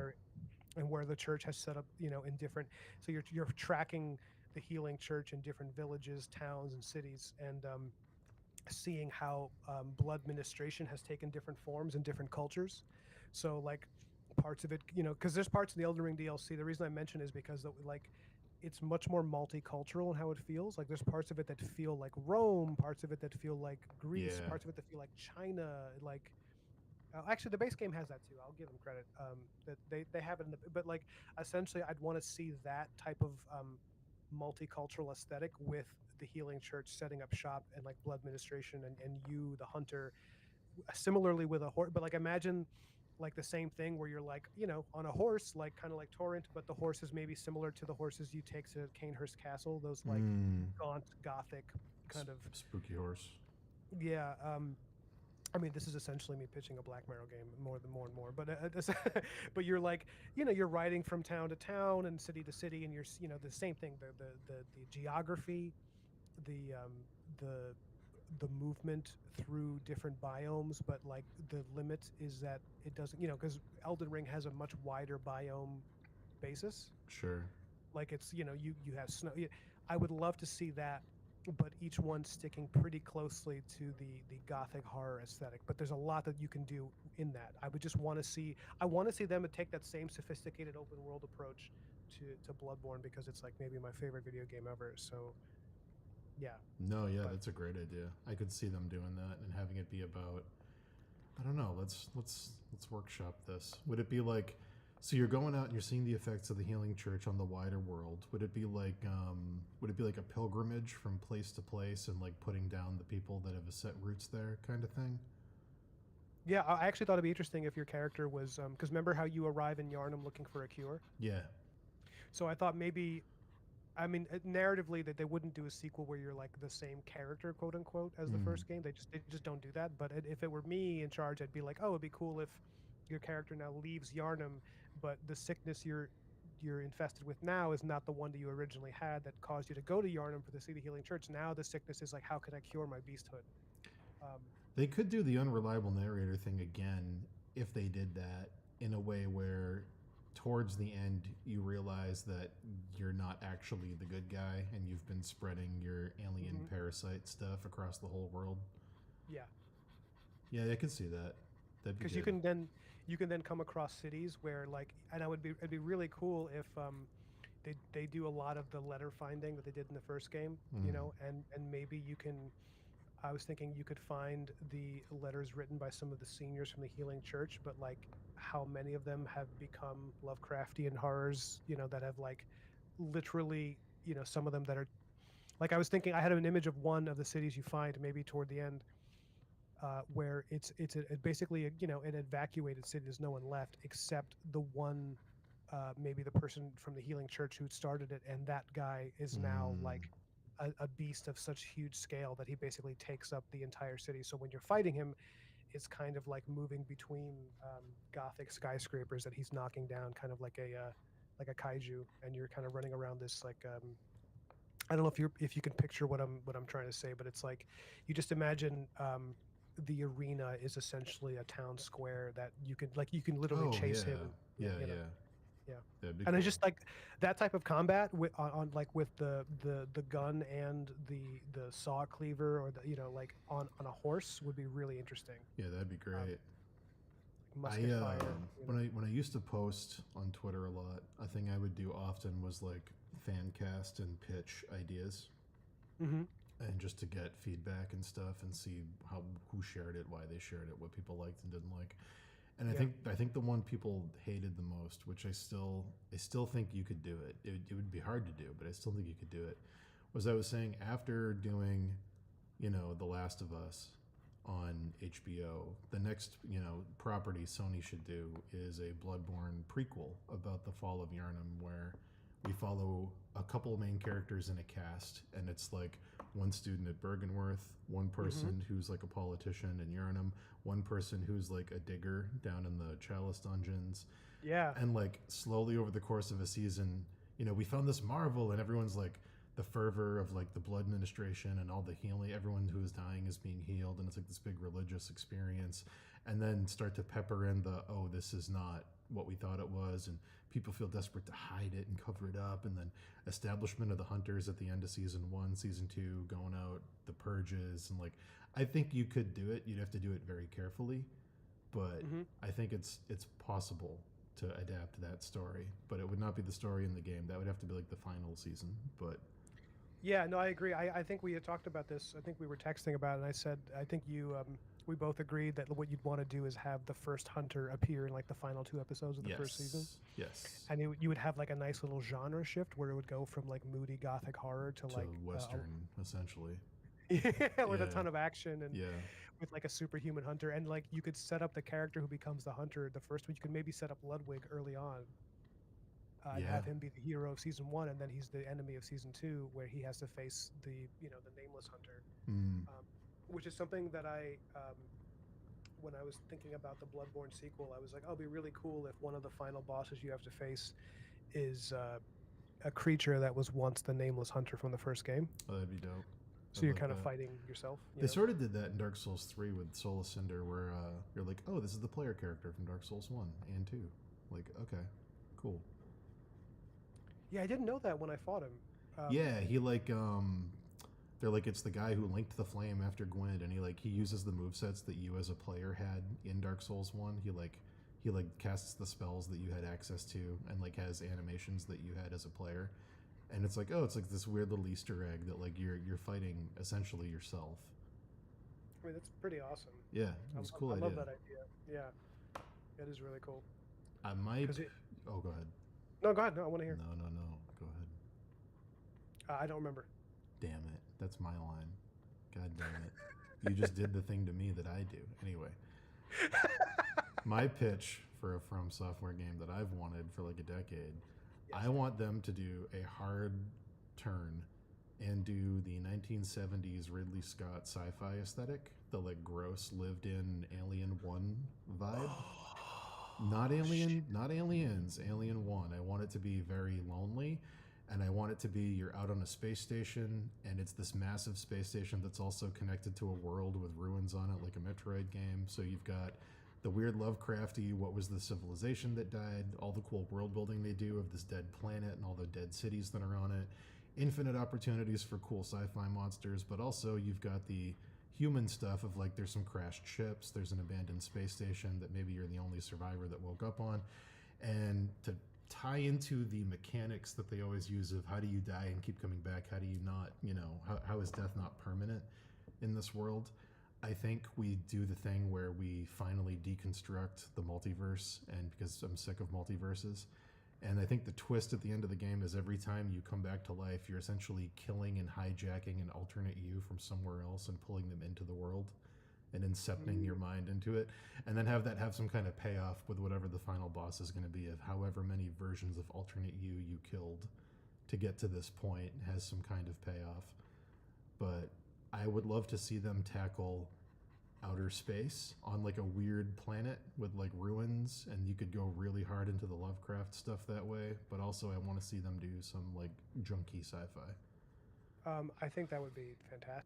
If you're gonna do Lovecraft, you said you're thinking Lovecraftian science fiction mixed in with that, right? Like, yeah, I'm thinking like there's some really great Lovecraft stories about like what is it, like the Forgotten City, or where like the archaeologist finds this place and he keeps going deeper and deeper until eventually he realizes he's like turning into one of the monsters. I think you could do like there's so many cool opportunities for if you were on some abandoned planet out in space, like some crazy culture that was there, some huge dead city that's like half swallowed by some desert on some alien world, and like the deeper into it you go, the more weird stuff you find. Like there's so many good opportunities for Lovecraft stuff there. yeah. Would you want to see any like Clive Barker elements? Oh sure, I love Clive Barker. Like, I mean, because when you're talking about space, fiction, I'm like, oh, and like with their aesthetic, like you could get some great Hellraiser-esque kind of characters. Sure, yeah. As enemies. I mean, there could easily be. There's usually three-ish factions in every From Software conflict. There's usually like the supernatural deity type things that are above the conflict, and then there's like side A and side B on the ground, kind of. And Yeah. I don't know what they always do that, and it always seems to work. And I think if you were to do that in this world, then the kind of cosmic Clive Barkery entities could maybe be, I don't know, some kind of advanced alien species that also tried to conquer this Lovecrafty planet and failed, and like, you know, are like haunting it, sort of. Some sort of like some pre. They always that. I'm trying to think of an example of it, where it's like a previous civilization that found the place that you're now finding and tried to tame the thing that you're now trying to tame, and it backfired horribly. But Yeah. like they still want it, you know. Yeah. Yeah. But yeah, That's a particular genre, right? It's like, and it doesn't. We don't really get tired of that as a culture. We just really yeah, like that. which is in which is also in Bloodborne, which is like, you know, the former like Queen of Mhm. Yharnam and all that stuff. Like they thought they could, you know, tame the blood and whatever, and they had to bury it, and someone else came and dug it up again. But yeah, I think I'd love to see them do junky 70s sci-fi. Sure. Yeah. But That'd be yeah, cool as hell. I mean, um, do you ever think that they would do it? I think Miyazaki might be interested in not doing fantasy after Elden Ring, because I think Dark Souls 1 or Demon Souls was like, okay, we're basically making Kingsfield, but we're going to do it for this new console and it's going to look prettier, but it's essentially Kingsfield. And then they were like, okay, that did well. Now we can take some of the cutting room floor ideas we had for that and do it in Dark Souls, because we found enough of a cult to do this. And then Yeah. in that, you know, Dark Souls was unfinished when they released it. It still is. There's massive parts of that game that never got done. So then they were like, okay, we can do another thing. And he wanted to do Bloodborne because he just did 2 fantasy games. But I think Elden Ring is kind of like, where else do you go fantasy wise after this? Like, there's really, I don't know. I'm sure they could find a way. If anyone could find a way, it's them. But like, really, what else are you gonna do? Like, you kind of left it all on the field with that. Like, we've seen every possible environment in that setting essentially, unless you Hmm. really go nuts. We've seen every, you know, version of every Dungeons and Dragons monster, their version of it at this point.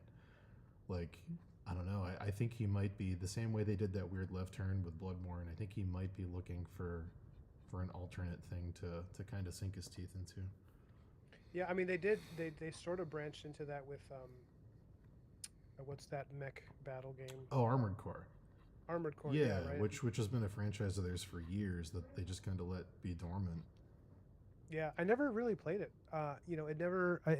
It apparently it's even more difficult than their typical stuff, which is like, oh great. It's very difficult. It's very very different from the Souls games. There's a little bit of similarity in some of the game mechanics, but like, Hmm. it's not going to play like Elden Ring. You're not going to dive into it and feel like, oh, this is familiar. Very different kind of game. Yeah. But you liked it, or? I love those games. Yeah, they're great. They're definitely not like, you're not going to dive in like, even Sekiro, like, it wasn't a Souls game, but like, you dive in and it feels cozy. It's like, oh, I kind of know this vibe they're going for. It's like a feudal Japan version of this other thing that I've played. Armored Yeah. Core is not that. Armored Core is, it's got the loneliness and it's got the vagueness of like the lore. There's like stuff for interpretation, and there's lots of like item description reading, and there's lots of like lonely vistas. But it's extremely just action combat. Kit out your mech, customize it, fight things, rinse, repeat. You know, it's also very on rails. It's like levels. Mm. There's exploration inside the levels, but some of them are just on rails. Like, follow this train, blow it up before it gets to its destination. You know, good luck. Yeah. But Good luck. yeah, it's fun. It's just not, it's not the same thing you're gonna get out of a Souls game. Yeah. But yeah, And I could see that being like, for people that are hardcore Souls people, that might be disappointing. yeah, I think people were hoping that, because there was a lot of Armored Core games that came out a while ago, and I think they were kind of hoping with the newer one that they brought more of what they had learned and sort of changed the format, but they did a little bit, but not much.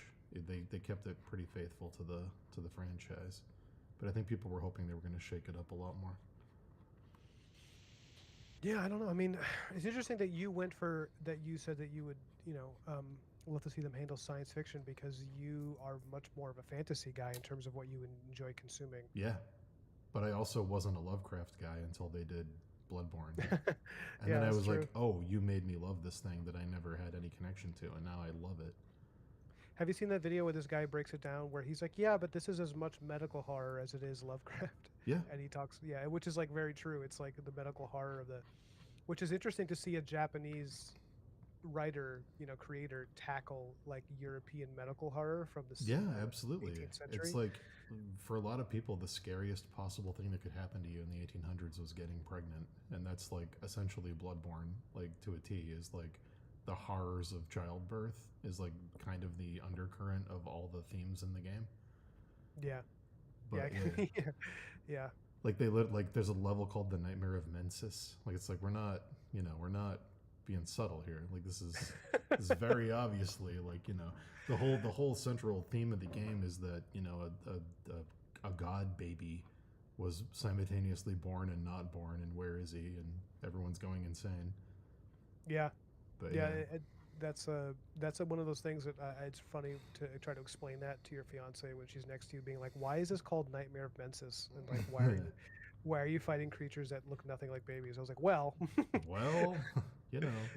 But yeah, and then you realize, like, I don't know, like everything in that game is themed around childbirth and motherhood, and like it's executed flawlessly. It's like it's great because yeah, if any familiarity with what the medical world was in the 1800s, when if a woman was emotional after having a kid, they recommended pulling all of her teeth out to like heal yeah." the mania. It's like it's fucking insane shit, I mean that insane shit.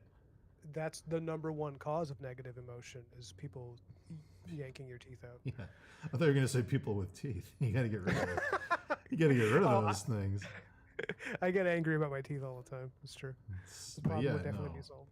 medical horror from that time. Well, that's the other thing they do. The web thing they do that I was talking about, I think with you a while ago, is like Yeah. they'll start with a thing and they'll be like, okay, Lovecraft, and they'll be like, okay, so what are all the things inside Lovecraft?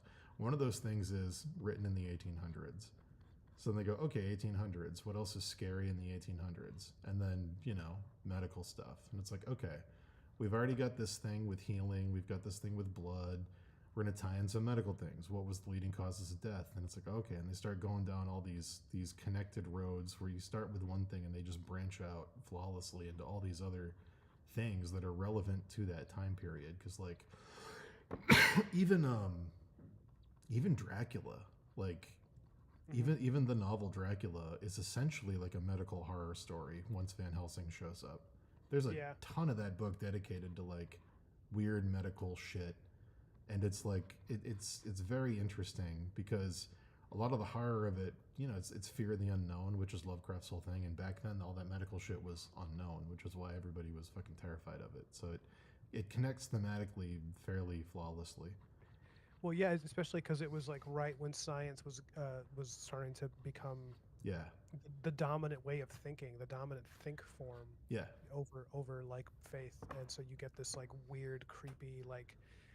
But then you have this creepy like relationship with science where it's kind of replacing people's idea with God. So they're doing yeah, it the same. They're putting a kind of irrational overemphasis on like whatever the current evidence is. So that's how you get crazy ideas like, oh, like, it's like the correlation, people thinking correlation is causality. right. So they're like, oh, well, this improved this person's condition, so it must work for other people. That's how you get electroshock therapy and, Yeah, all and that there's stuff. that the weird thing of like when science started to take over, and there were no such thing as long term trials because everything was new. If something worked immediately in the moment, they just assumed that it worked, and there was like there's no idea that there was going to be bad things down the road. Like you get like children with thalidomide and like Oh yeah. crazy shit like that. Like that was also a big thing in the 1800s. Was just we've got the miracle cure, and then it's like, oh, actually, lobotomies maybe not lobotomies for everything. Actually, like, but yeah, I don't know. It's Yeah. that's why that game's great. They branched it out into all these things, and then one of my favorite little things in that game.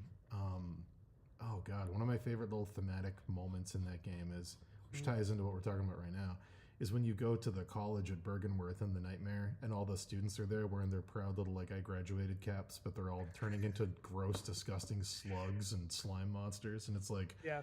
the pride of like I'm a learned man, and like you've done horrible, horrific things, but like I'm intelligent. Yeah. No, and oh god, there's so many things to unpack philosophically with that, because it's like the you know the educated learned man thing is meant to signify that you have overcome your superstitious bias, Yes, yes, and yet they yes, have a totally irrational and insane allegiance to creatures that they can't even understand, like these yes. Lovecraftian monsters. It's so good. It's so good. The game is just flawless. I think lore-wise, it's probably my favorite thing they've done. Well, yeah, I mean, it's just there's every time you play it, there's just more things that come up, and you're like, Yeah. oh, because it's like the idea that the old great ones were so powerful that they caused Yeah. a society to become secularized and then become fanatical in this at the same time. Like Yes. somehow it's like it's you know They're like, we don't need the church. We're men of science. Then they literally say a prayer about fearing the blood to each other, and and, you're like, oh and they no. call it the church. Yeah. Yeah. Oh no. Like, it's great. And I love that it's built on the Christian aesthetic of like the Catholic kind Yeah. of severity, because it's almost like an alternate reality where we kind of approach the same way, but instead of discovering God, we discover gods plural, and we have this like, and you know, and unlike the Catholic or the general Christian idea of God, where it's like a benevolent figure, it's like they've fully accepted that the great old ones are totally indifferent to them and have no Yeah. particular care for humanity, but we still want to figure out what we can get. It's just like really interesting, because it takes it's specifically from the Gothic period, which was built around the idea that the heavens are like a place you go after you suffer on earth, Yeah. and And they're it's just like fully man. stuck in that mindset. Sorry, go on. No. One of my favorite things about the thing you're talking about right now is that character Alfred, I think his name is, the guy who's from like the church. Yeah. And he's like, you know, clearly the merciful thing we can do for these vile blood drinkers to save them is to pound them into smithereens and fucking kill all of them. It's like, you know, it's our duty as gracious, you know, we love them and we have to help them, and the only way to do it is to grind them into filthy fucking pulp, and so they never fucking, like, the weird like Yeah. intolerant hatred cloaked with of like the I'm helping vile you. bloods? Yeah. That insane like I'm helping you and I'm the good guy and like I'm doing you a favor by absolutely ruining everything about you and killing you, and it's, yeah, I love that. Very, very, very 1800s-y. He's like, they besmirch the healing church with Yes. their vile blood.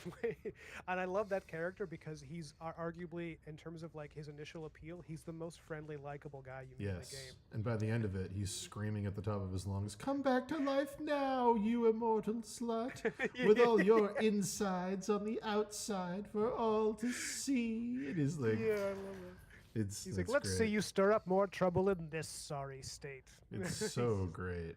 Great. Yeah, it's awesome. He's a hard boss, man. Because remember, he has that once you fight him in that scene, he has that weird thing he does where you can't like attack him or something. It's like, Yes. I forgot what is it like. It's like your strikes kind of bounce off of his hide. I don't know what the hell that is. He but has I think it's because he puts that church bell on as a helmet and he gets like infinite poise. That's It's what it like is, yeah. nothing, like, and nothing is. Yeah, it's also putting the church bell on as a helmet. Just thematically, you're blind. You're blind and deaf. Like, Yeah. you're blind and deaf, and you're a blunt object. Like, it's such a thematically, it's such a good. It's just an awesome idea. Yeah, and he fights with a giant blunt wagon wheel. Yes, it's so good. But yeah, and It's then great.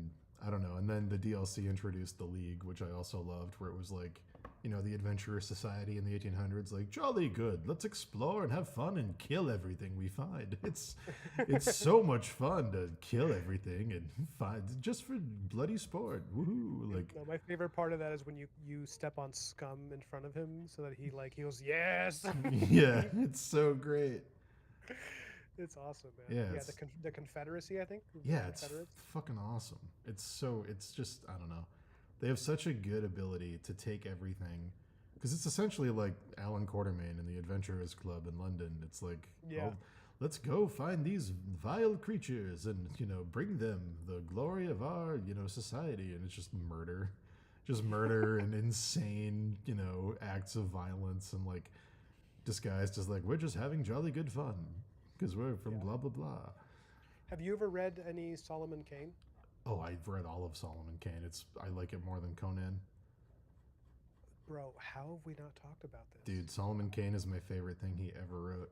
Solomon Kane is, if people listening don't know what Solomon Kane is a Puritan pilgrim who goes on quests and fights supernatural creatures to bring them the glory and purity of his faith.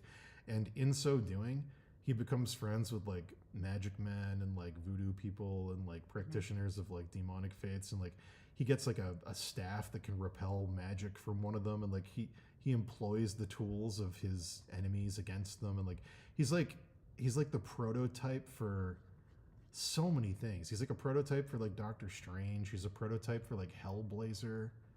He's a prototype for, man, he's such a good character. And he's always does these awesome inner monologues about purifying and bringing the fear of God back to these heathens. And it's, oh man, it's so awesome.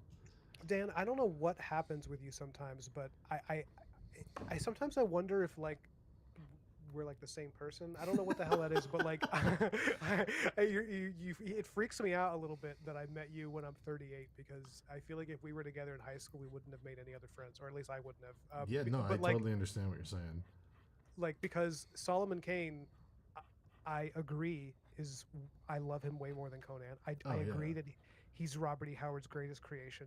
Yep. And he might even be my favorite fictional character ever. He's up there. The fact that there hasn't been a good Solomon Kane adaptation blows my mind, because drives me nuts. When I was watching The Witch and our boy was talking the whole time, what went we now into the wilderness? I was like, why isn't this just a Solomon Kane movie? Why isn't this a Solomon Kane movie? And the dad is just going out as Solomon Kane, because like, just give me it. I need that aesthetic. I just need it. It's so good. I need Robert Eggers to make a Solomon Kane movie. I would love that. And that actor who from The Witch, who plays the father, the one who I joked about him making a great Black Mirror. Yeah. Voice, that he would actually be a fantastic Solomon Kane. He'd be awesome. He might be aging out of it now, but I always thought Daniel Day-Lewis would be great for it. Oh, he'd be great. Solomon Kane is supposed to be older though. He is supposed to be an older guy. He's not in his 30s, Yeah, he's I think he's pushing like mid 40s at that point. Yeah. But yeah, I absolutely, and I adore Solomon Kane as a character. Like I love. He manages to be really interesting in his flaws, but he's also like, I think what makes him. So someone was comparing him to Conan, and what they said was really interesting. They said Conan, the appeal of Conan the Barbarian is that there's a kind of he's more about freedom. Yeah.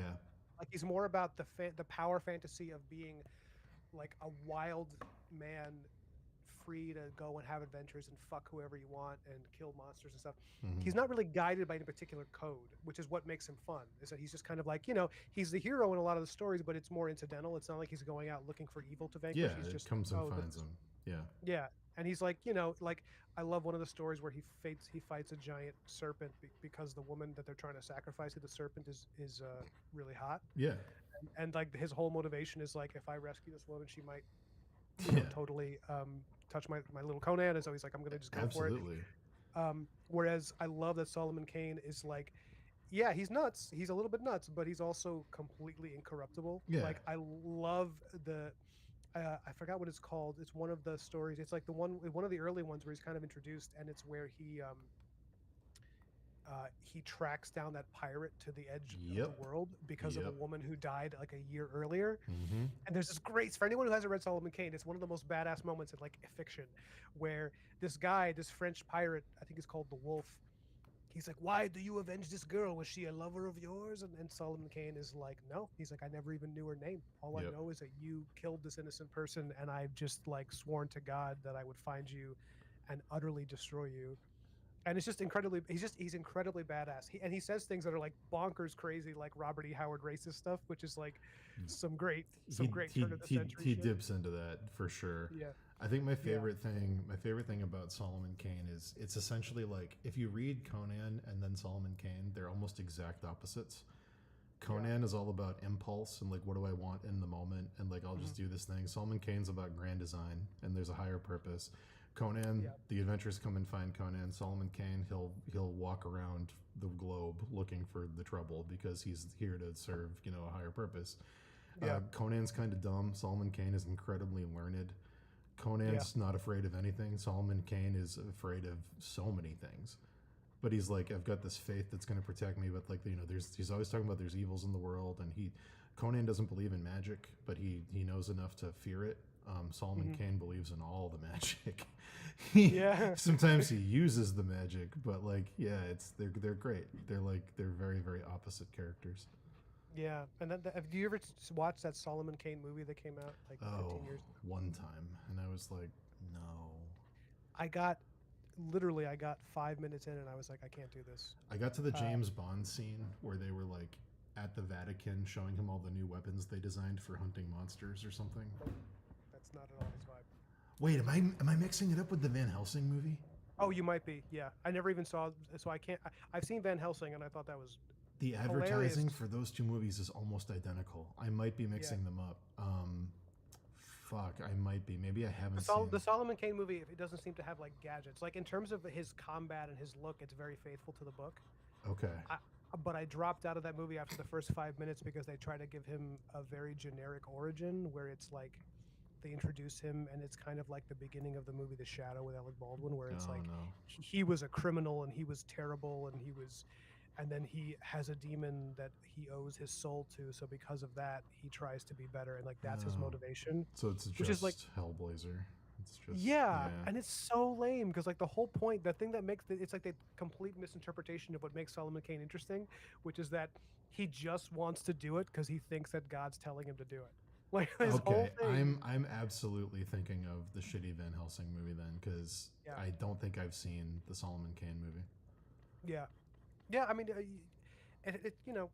the actor who plays Solomon Kane is actually really well cast.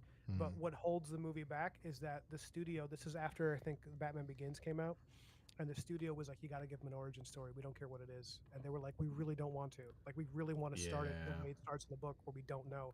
And they were like, "Too bad, you have to do it." So they were like, "Okay." So they gave him this origin, which is kind of like lame and boring, because it's just it's a generic redemption. I used to be a badass bad guy. Now I'm going to be a farmer until someone kills my wife, and now I'm spurred into revenge. And it's like that's not really Solomon Kane.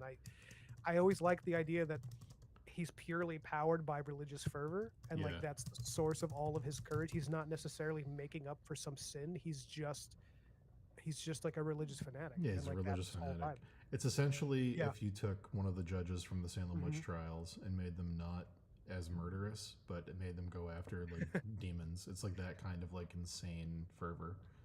Yeah, well, something I really like is this one guy said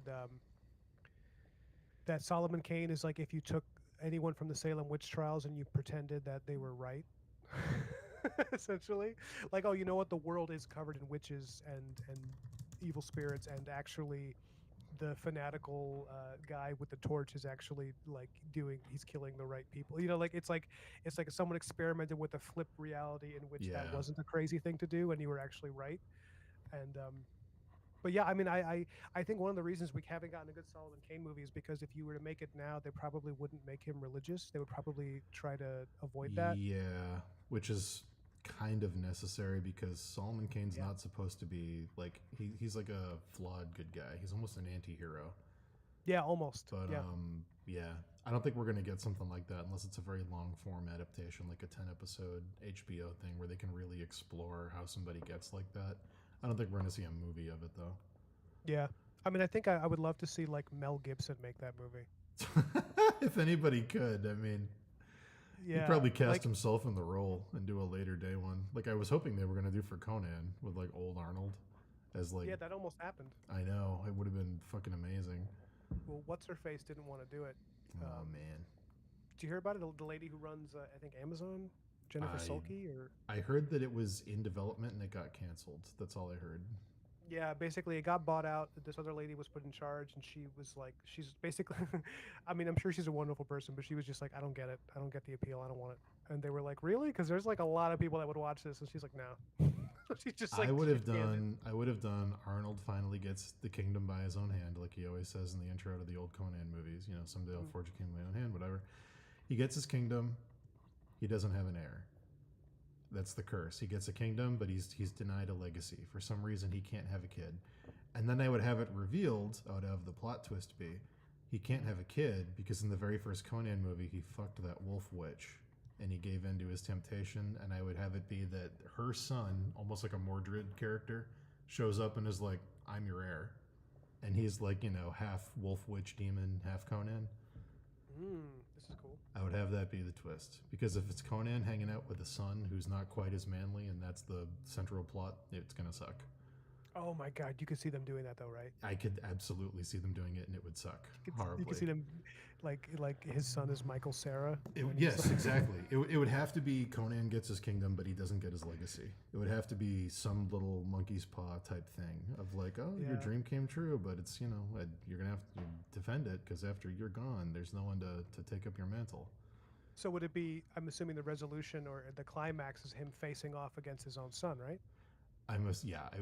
If they go that route, the route that I would go, I would have it be, it would, you know, would be facing the consequences of your past would be the theme because, we kind of never got a resolution to what happened with that ghost.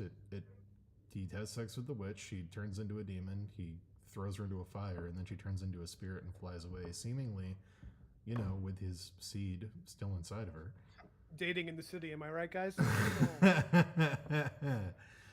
But yeah, it's I don't know. I would like to see a resolution to that.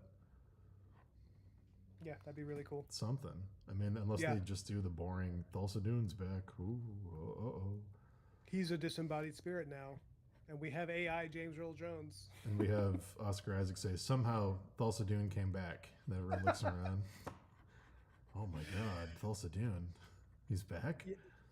Do you think maybe that's one of the most notorious lines of dialogue in film history? Is I think it's certainly one of the laziest. Yeah, if not notorious, one of the laziest. If you actually look into Oscar Isaac's eyes when he says that line, you can see his soul leave his body for a second. You can see him reading all of his future contracts very carefully in that moment. You can see the way he does business change for perpetuity in that moment. You can see Duke Atreides hiding behind it as like a future for him because he's like, I'm not doing this shit again. But I wanted to ask what you thought of that. You heard Kathleen Kennedy said she's stepping down. I didn't hear that. Oh yeah, it's been news for the past 24 hours. Everybody's talking about it. Oh my God. She is finally announcing her or rather she hasn't formally announced it yet, but it's pretty much like hitting all the news outlets that she's basically preparing to let everybody know she's done. She's stepping down. Who's taking over the Star Wars and Indiana Jones properties?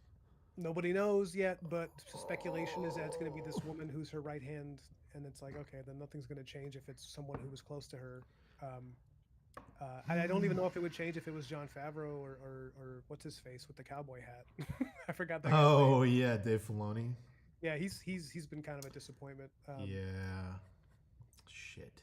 Well, let's hope for the best. I don't know. They the only thing that's had critical success from the Lucasfilm properties they acquired so far are The Mandalorian and the Indiana Jones Great Circle game. Oh yeah, I heard that was great.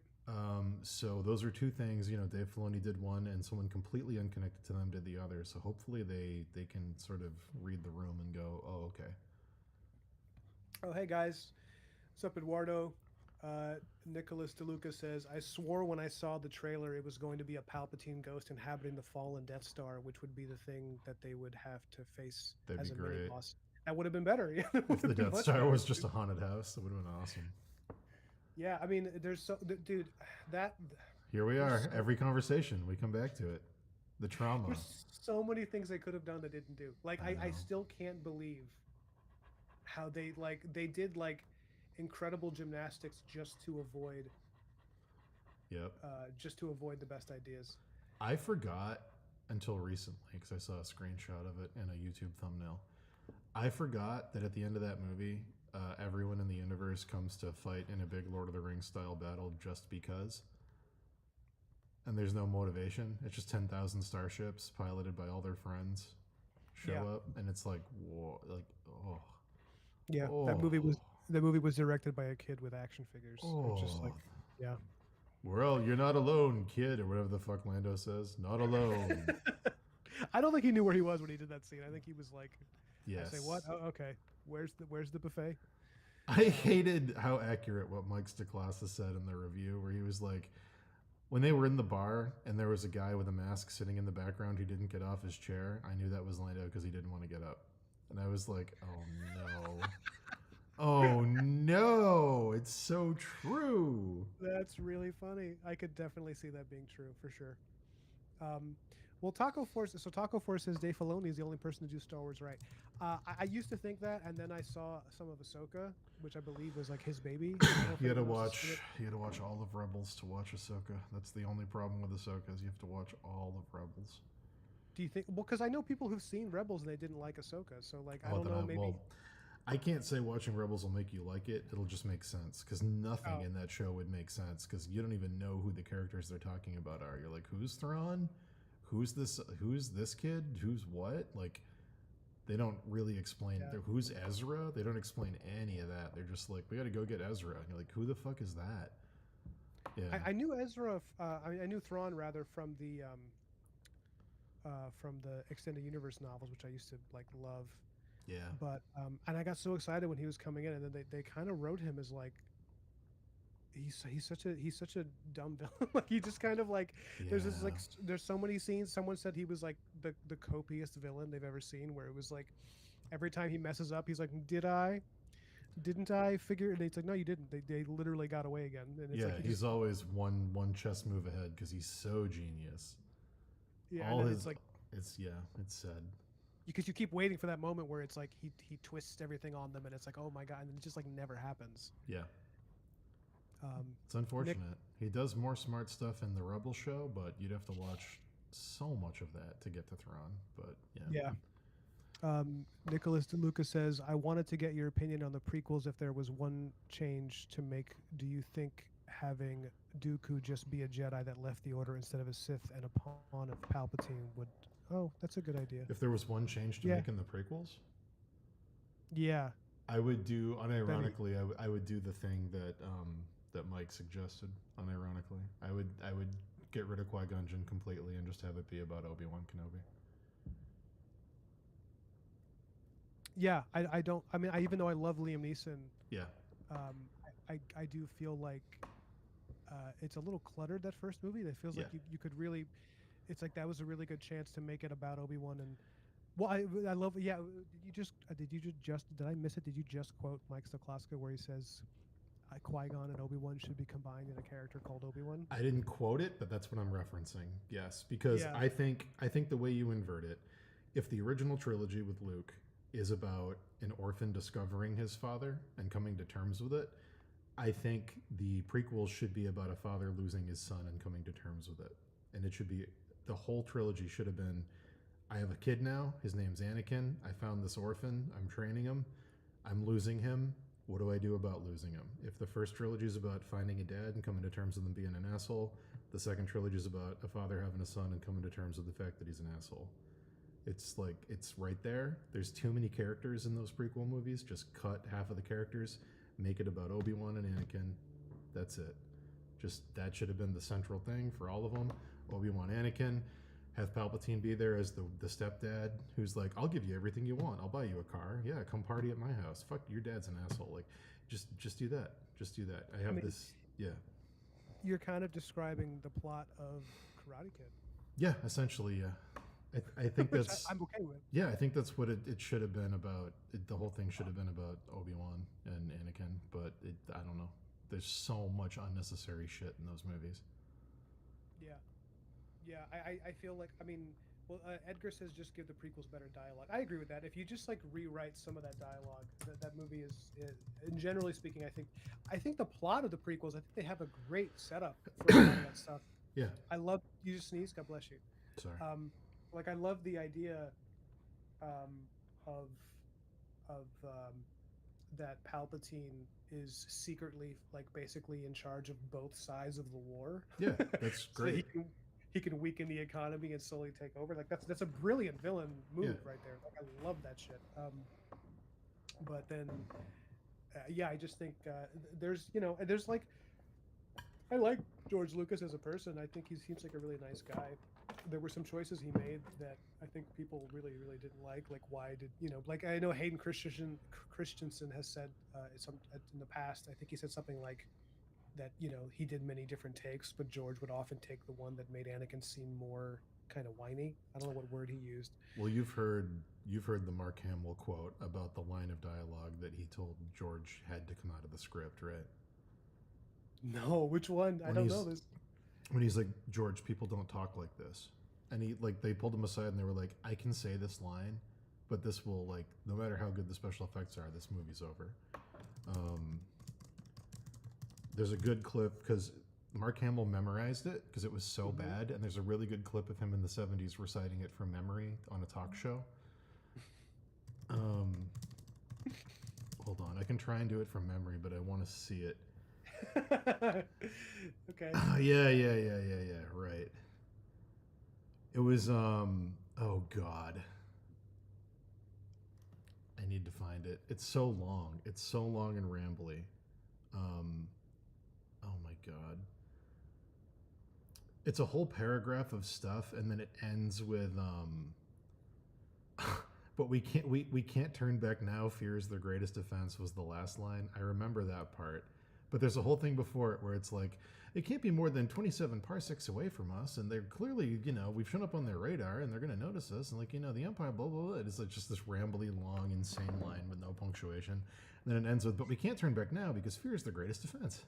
And he's like, George, I can't. He's like, people don't speak like this.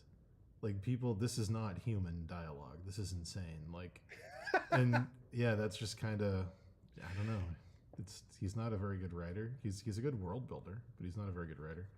Yeah, I feel like with the prequels, I think it's like he didn't really. I know that when he made the original movies, he had more people helping him edit the scripts, and I think Yeah. didn't he also have a co-writer for some of them? Like I think Empire or Oh, you want to know the craziest thing about what? the original Star Wars movie? His wife is the reason that movie succeeded. It's not Oh, him. because the editing, right? Because the editing.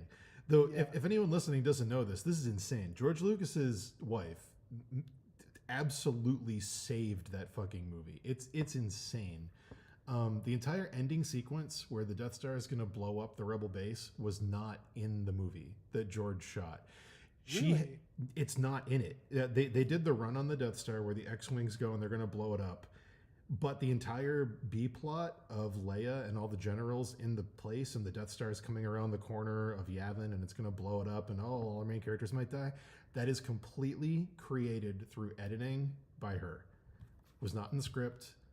There's a great YouTube video if anyone wants to watch it called How Star Wars Was Saved in the Edit that shows all the things she cut out of the movie, including a third droid called Treadwell. Because originally it was C-3PO, R2-D2, and Treadwell. Completely cut that droid out, completely cut a ton of scenes out. Why did they need a third droid in that story? Was her name Marsha? Yeah, Marsha Lucas, yes. So absolutely insane. So if you go back and you rewatch those shots of the Death Star coming around to blow up the planet at the end, it's shots that are reused from previously in the movie that are spliced together to make it seem like it's happening in a different place, but it's the exact same shots. Some of them are flipped, and there's a little bit of change with like the color temperature, I think. But all of that at the end, because I guess the original cut of the movie, the rebels just go do their thing, and then the X-wings go blow up the Death Star, and there's no ticking clock element. There's no everyone's in danger. There's no it's gonna blow up the planet. There's no stakes. It's just they go do this, end of the movie. All of that shit where you're like ramping up and it's like dun dun dun dun dun dun dun dun, and it just keeps building and building with the laser's gonna come and it's counting down 3, 2, 1. I'm like, oh no. All of that was done by Marsha. George didn't do any of that, which is wild. Absolutely insane. But yeah. So hearing that, do you think as a filmmaker that he kind of failed upward? I mean, like because I think he's got a great imagination. I think that the prequels were kind of evidence that like he needs I think he's from like an artistic standpoint, someone else should direct sometimes, you know. I think he's like one of those. So I'm not a sports guy. I don't know anything about sports. I'm gonna make a sports analogy. Oh, brace yourself. Actually, no. Actually, I don't have to make a sports analogy. I'll make a music analogy. Um, David Lee Roth is a very good guitar player, but when he's not in Van Halen, nobody fucking cares. And that's how I feel about George Lucas. He's extremely good at what he does when he's on the right team. And when he's not on that team and he's doing his own, so it's like Freddie Mercury leaving Queen. It's like you're a great singer, but you're not in Queen anymore. Nobody gives a fuck. It's like George is a very good singer, but when he's not in the right band, it sucks. It's like, oh, you need a team of people around you who can tell you no to the right things. Like everybody should have a comfortable group of creative partners around them at any given time that can tell them when they have a bad idea or yes and it into a good idea. Like it doesn't have to be destructive criticism like, hey, don't do that. It can be constructive criticism like, that's a really good way to start it. Let's build it out in this direction. Or, oh, what if you add this to it? Or, oh, that's really cool. What if you take it even further? Like I think he's really good at collaborating, but when he's alone and he has total control, it blows. He's not one of those directors where total control is a good thing like Tarantino. He's very much like a collaborative guy. And Sure, like, yeah. that's the vibe I get. Yeah, I think that's well. You know, Tarantino is someone who I often do like his stuff, but I also feel like I mean I know that that's not you're making a point. I get it, Yeah. but he's someone who people I think God, having watched a lot of the movies that inspired him, Yeah. I was like, oh, a lot of the credit people give Tarantino belongs with like Sergio Leone and like Mhm. you know Sergio Carbucci and some of those early filmmakers because it was like, oh, he's just like kind of doing a remix of his favorite westerns, and that's cool. Like you know, Which enjoy was that. also George Lucas. Yeah, yeah, no, Yeah. that's they're both similarly, but also I would imagine all the great artists are kind of just doing that, you know, Yeah. in some way. 100%. Taco says, I think every creative is like this. So yeah, I think to some extent that's true. I think a lot of people, I think with George Lucas, it's particularly pronounced because I think people like he's the face of Star Wars. Yes. So I think a lot of people assumed that he was a genius operating in a vacuum. He also has a very bad habit.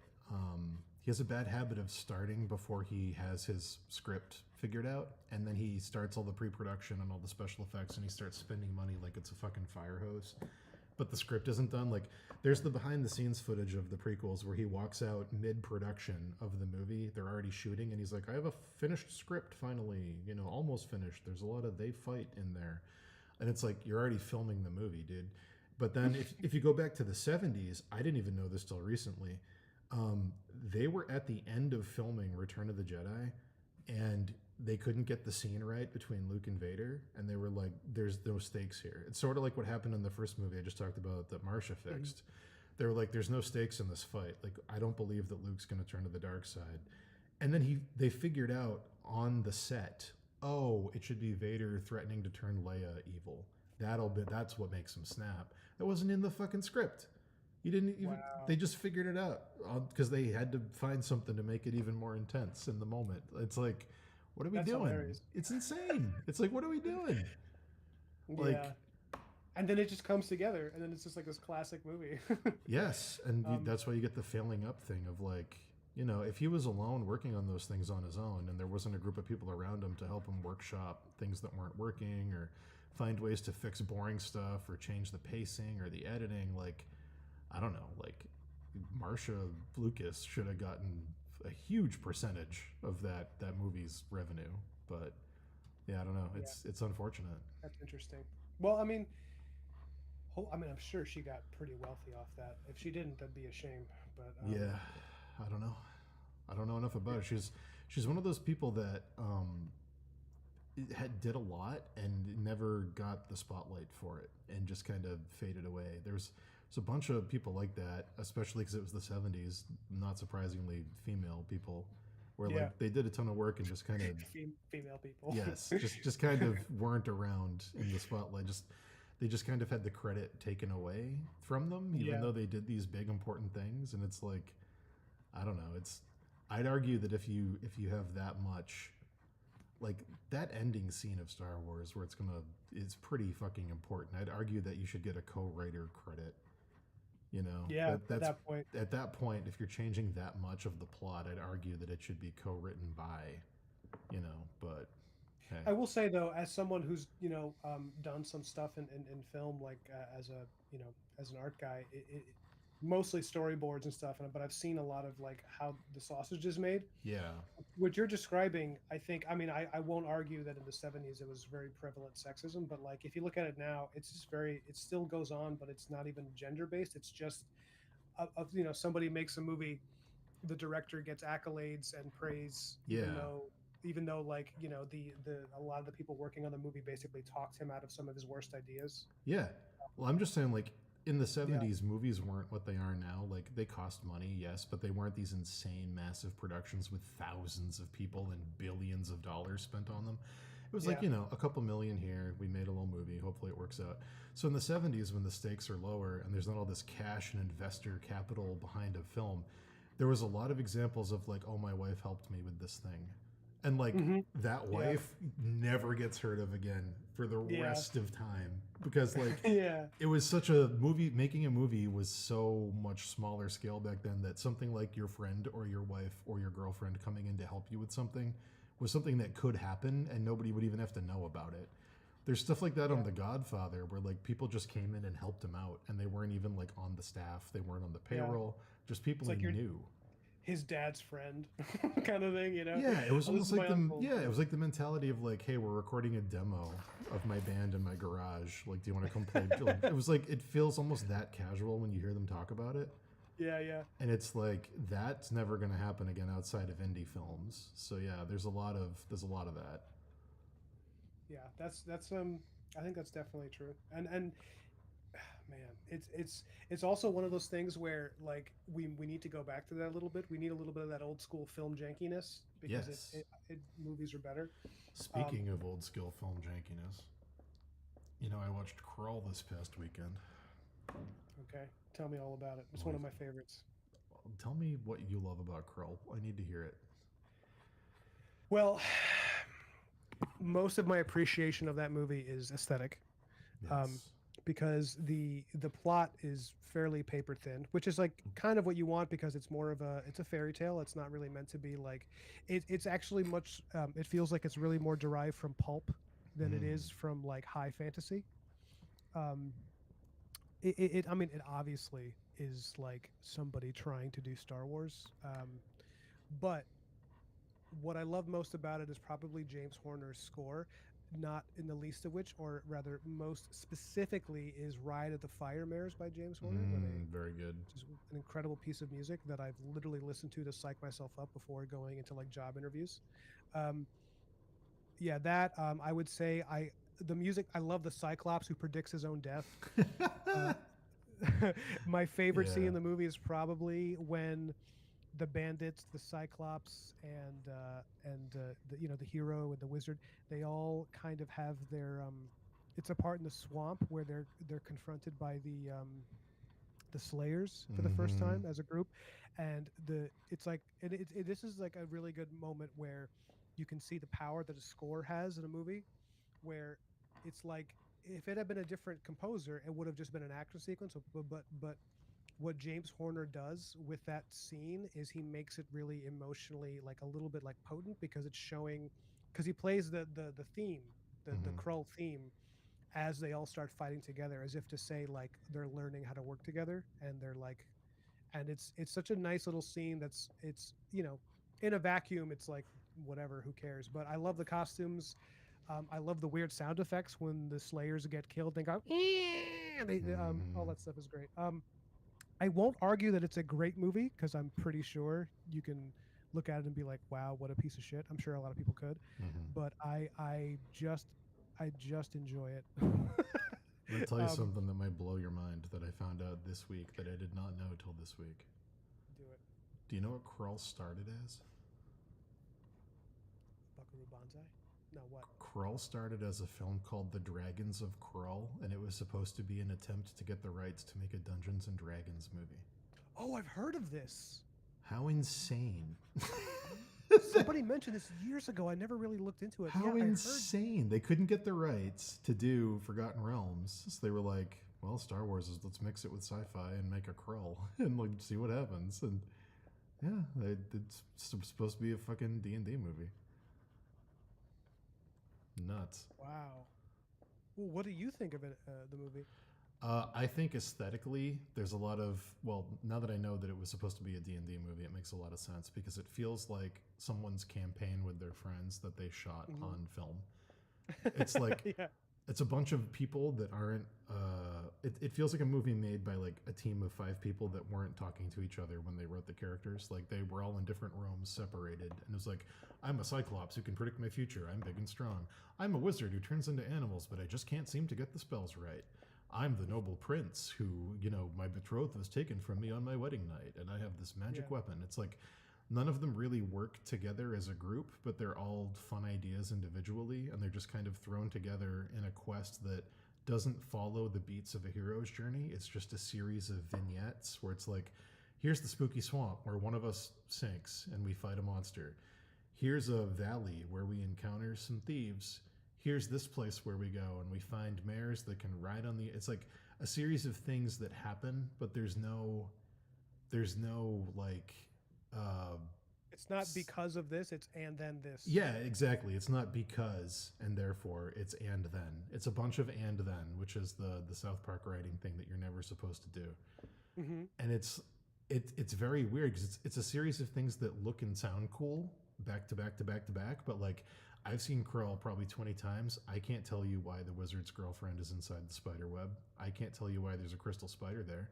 I can't tell you why she has a magic hourglass that makes the spider stop. I don't. She says something about she killed her baby and this is her punishment. Is the spider the baby? Why is she here? Who is she? Why does she get punished this? What is the purpose? It just feels Who like punished her? it just feels like Yeah. a scenario that like a dungeon master made up for something cool to make the players go through, but there's no explanation or logic or reason or skeleton of a plot to that movie. It's just thing, thing, thing, thing, thing. And Yeah. yeah, I don't know. I mean, it's fun to watch, but like it's completely incomprehensible. Yeah, no, the movie is it's a trip, man. Yeah. It's really strange. And that's why it's hard to see it sometimes because if you watch it as a kid, it just cements on your brain and you don't question it, you know. Yeah. Um, like when he comes across the bandits and Yeah. he's like, "You'll be my new crew," but then it's like the bandits exist like in a vacuum, like there's no civilians anywhere. Who are they robbing? It just feels like It's like this, who are these this, people? this, this is what I'm saying. It feels like they were playing a tabletop D&D game to write the script. I actually think they may have done this. I think they might have actually made a campaign and wrote the script based on their campaign because that encounter with the bandits feels like the DM said, you encounter a group of bandits, you're hopelessly outnumbered, and then the main character passed a charisma check and made them allies. That's the only way that makes sense in a script. Because Yeah. otherwise, yeah, it true. makes no fucking sense. There's so many things in that movie that make no sense. And it's like the fire mares, it's a cool idea, but like logically, they don't set it up, they don't talk about them. They just show up out of nowhere and then they ride them through the sky. It feels like you're at the end of the campaign, but you're very far away from the villain, and the DM's like, how do we wrap this up? Oh, you're going to encounter this amazing Hmm. mount that exists in the universe of this world suddenly, and it'll get you there magically overnight. Like, the more I think about it, the more I think it was just a D&D campaign. That's very astute. I could see that. I think that's sensible. I would probably bet on it now that you've mentioned it. Honestly, um, I well, yeah, especially the fire mares, but even the glaive Yeah. when he gets the weapon of the glaive, there isn't like a huge amount of setup for that. It just kind of happens. It also feels like they're playing off the old D&D rule set from the 70s where it's like you found this magic weapon but you're not attuned to it yet, so you can't use it. And then over the course of the adventure, he becomes attuned. That's what because he can't use it till the very end. The thing is, though, now that you know that this was intended to be a Dungeons and Dragons movie, does it make you like it more? Um it makes it it doesn't make me like it more. It just makes me understand the quirks because now I don't think anyone could convince me otherwise. I think it was they didn't know how to write the movie, so they made a campaign and they played a campaign and wrote down the beats. I legitimately think that they wanted to get a D&D movie made, so they played D&D, turned their session into a script, and then shot the script. I don't think anyone could convince me otherwise. Now that I know that, it just makes too much sense, because otherwise it's like, what are we doing? Like, there's not even that many like action scenes. It's just kind of like, here's a weird riddle, and like it just feels like a bunch of things you do in a tabletop game. It doesn't feel like it doesn't feel like a movie. Yeah. But yeah. And then there's a little coat of Star Wars paint on top with robot sentinels that for some reason ride regular horses. Yeah. So okay. So when I heard the first time I heard that this was originally supposed to be a D&D adaptation, I actually thought maybe when it became Krull, they were like, oh, we should add in some science fantasy elements because this Star Wars thing really took off. Yeah. Yeah, I could see that. I could see it. It feels like, because also it's a weird thing where I don't know in what order the scenes of the movie were shot, and I don't know what were reshoots, because the beginning of the movie has a budget, and then by the end of the movie, there's almost no budget. And Yeah. there's parts in between that are literally just, let's go outside in California and shoot something. And like, I don't know if they had a big mess of scenes and they were like, okay, Star Wars is hot. Let's build the set for a castle and get some stormtrooper dudes and shoot an intro to set the movie up, because those guys don't really come back till the very end. So that beginning of the movie could have been shot at the last part of filming, just to try and make an establishing thing that ties it all together. Or it could have been, hey, let's build a set, shoot that first, and then they ran out of money later and couldn't keep it up. So it's I don't know which. Could be either one. Among the incomprehensible things is like the scene in the swamp I mentioned. Remember, they're escorting the old wizard who looks like Father Time, Yeah. and then he suddenly just becomes a Slayer, like he was replaced by one of them. Yeah, no one comes up explanation. behind him. One comes up behind him out of nowhere. They haven't told you what a Slayer is yet. There's just another him is standing behind him, and then it cuts away, and he's just dead. And it's like, okay, like, you haven't told us what this creature is. You haven't told us why it's here. You haven't told us its abilities. You haven't told us what it's doing. It just shows up, kills a guy, and then immediately dies. It's not like a tense thing. It dies like 5 minutes later. Yeah, I think they figure it out and they kill it, and then it is interesting to see that, like, it does feel like they're kind of keeping it up as they're going. They're just like, and then this happens, and then Which feels like there was a monster there in their campaign, and someone failed a perception check, probably because they're blind, and then they got killed by a monster, and then the party kills the monster. Just like, this happens, and then it causes a problem, so they kill it, and the problem is resolved. On to the next problem. One of the things I always loved about the movie growing up was that it felt like it didn't really have a real plot. Yeah. And I kind of enjoyed that, because it was like, I mean, I think, what did you describe it as? A series of vignettes? Like, that's really accurate. It's a series of vignettes. It's like there's a kind of it's I think because of that it's much more surreal, and it was like, for a 7-year-old it's a little bit less intellectually challenging than like Return of the Jedi. Yeah. You which could, is like, for anyone listening who hasn't seen it, there's the beginning scene and the ending scene, and then there's probably 20 scenes in the middle. You could take those 20 scenes in the middle and rearrange them any way you want, and it wouldn't change the movie. That's true. At all. It wouldn't change the movie at all. It's very, very weird how interchangeable and inconsequential everything that happens is.